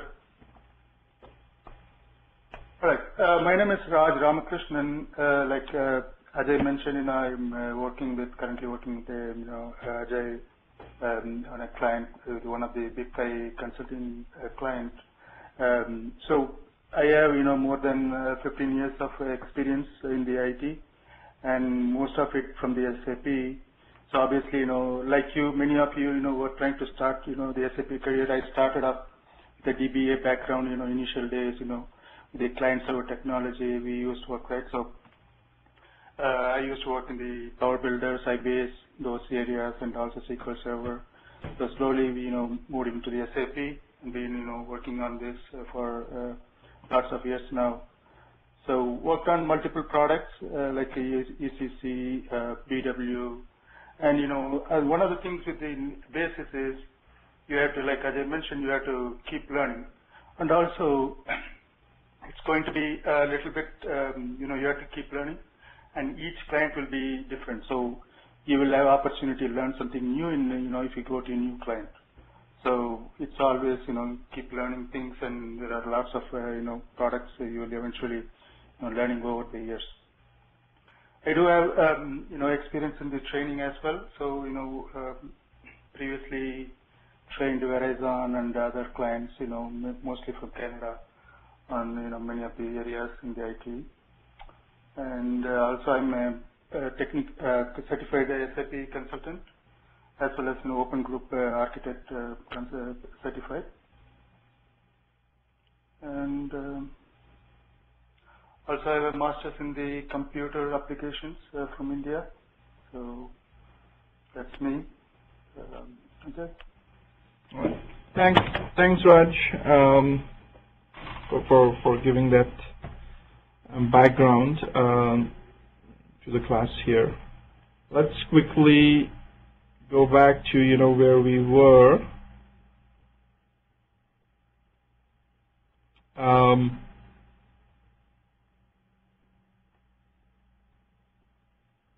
Okay, so this is, it's nothing new, right? Information to connect with us so that you got all the details. Let's continue to look at the questions. Okay, so we answered this one. Is there a difference between SAP basis and security training courses? Yes. We used to at one point have 3 different courses: basis, solution manager, and security training course. Because of the demand, the basis is the one, which has remained and has continued and is the most frequently offered.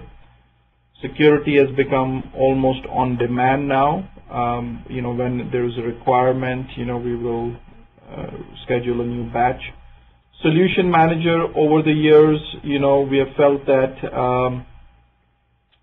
it is such a vast area, and so many different modules and concepts on it that the training course we had was not able to cover all of them, right? So we stopped that training program as a public training. Invariably, when people ask for something, we do a more specific, customized training program for them. Nevertheless, as I had shown you, all the recordings from when we did have the full Solution Manager training program is here. Solution Manager recordings, right? So, actually we don't give the full recordings. We said that we'll give the first 2 sessions, right? So the first 2 sessions of day 1 are here. But if it is important for somebody, right, who plans to use it at their company, etc., if you ask us, we'll give you all of them as well. Right? I've got no inhibitions there. And also, what some people have done is they have just bought the security training material and recordings from us, right, rather than attending the class, especially if they have attended the basis class. At half the price, they've just bought all of the security material. And if that is of importance to you, even for Solution Manager, you can approach Amol and he can arrange the details for you.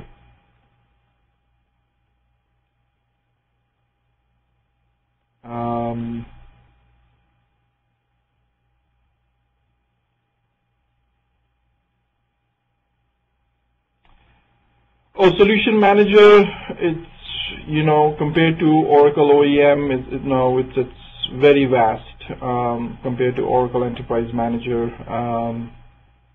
and also very complex. But yes, bits and pieces of what OEM does is what Solution Manager does, but it goes beyond that, and hence it becomes very difficult to cover all components of it. when we were doing it, we were indeed covering all components of it. So it's not only about that, you can manage different components from a GUI. It's not only about the user interaction and user experience. It's really about functionality which it brings to the table. It's got number of modules.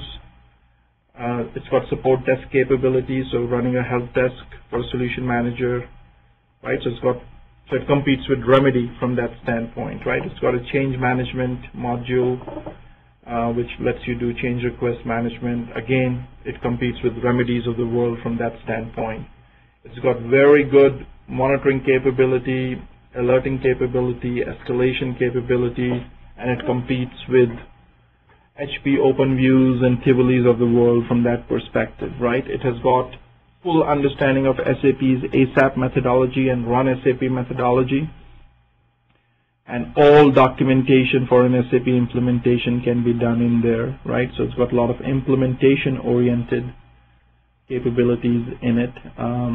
It has got business process management, license management, patch management, release management capabilities in it. So much more extensive from that standpoint. Is it possible to pick up solution manager on job? Yes, it's possible to pick up everything on the job, right? Obviously, what's important is, and that just the nature of the game is that, right? Even though most of the people pick up stuff on job, but they get the same job because they are able to convince the hiring manager that they know those things, right? So it's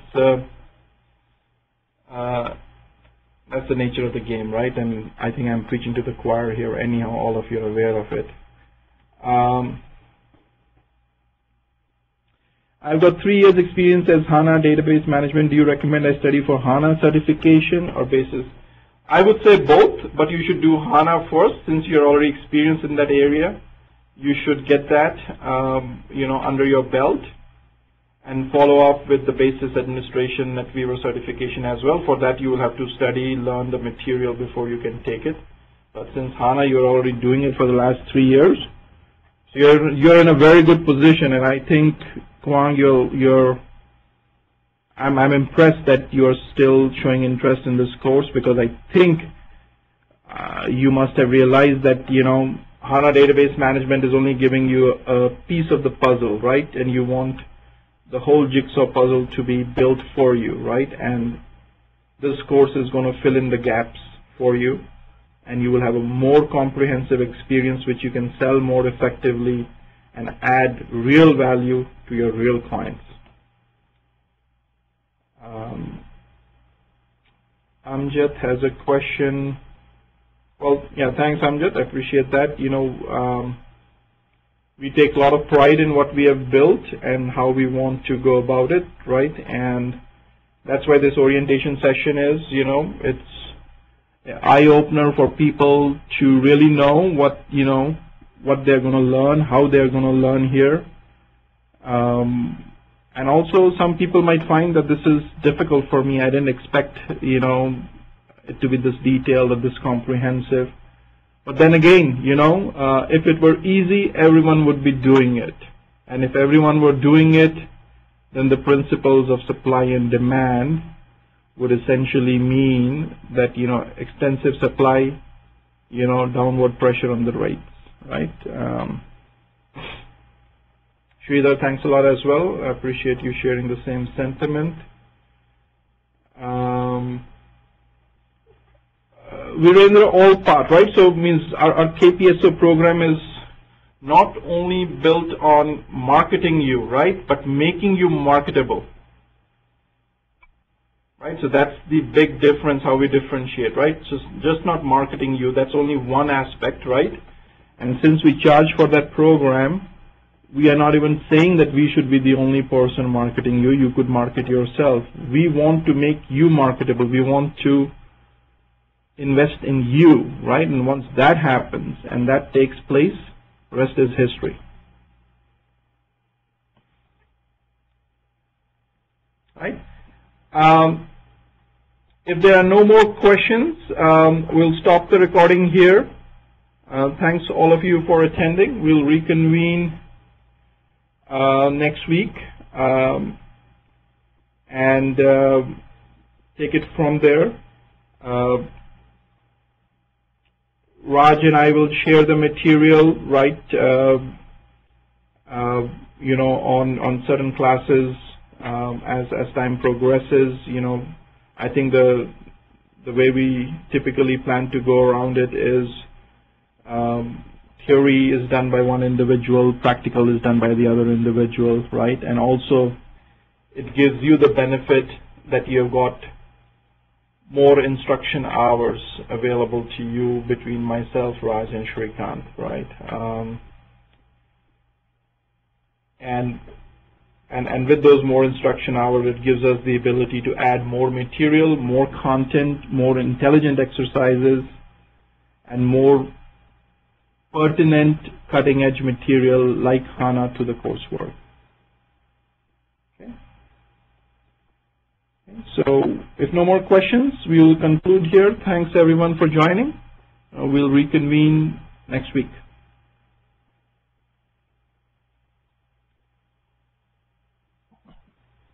Thanks, Ajay. Bye. Thank you. Bye-bye.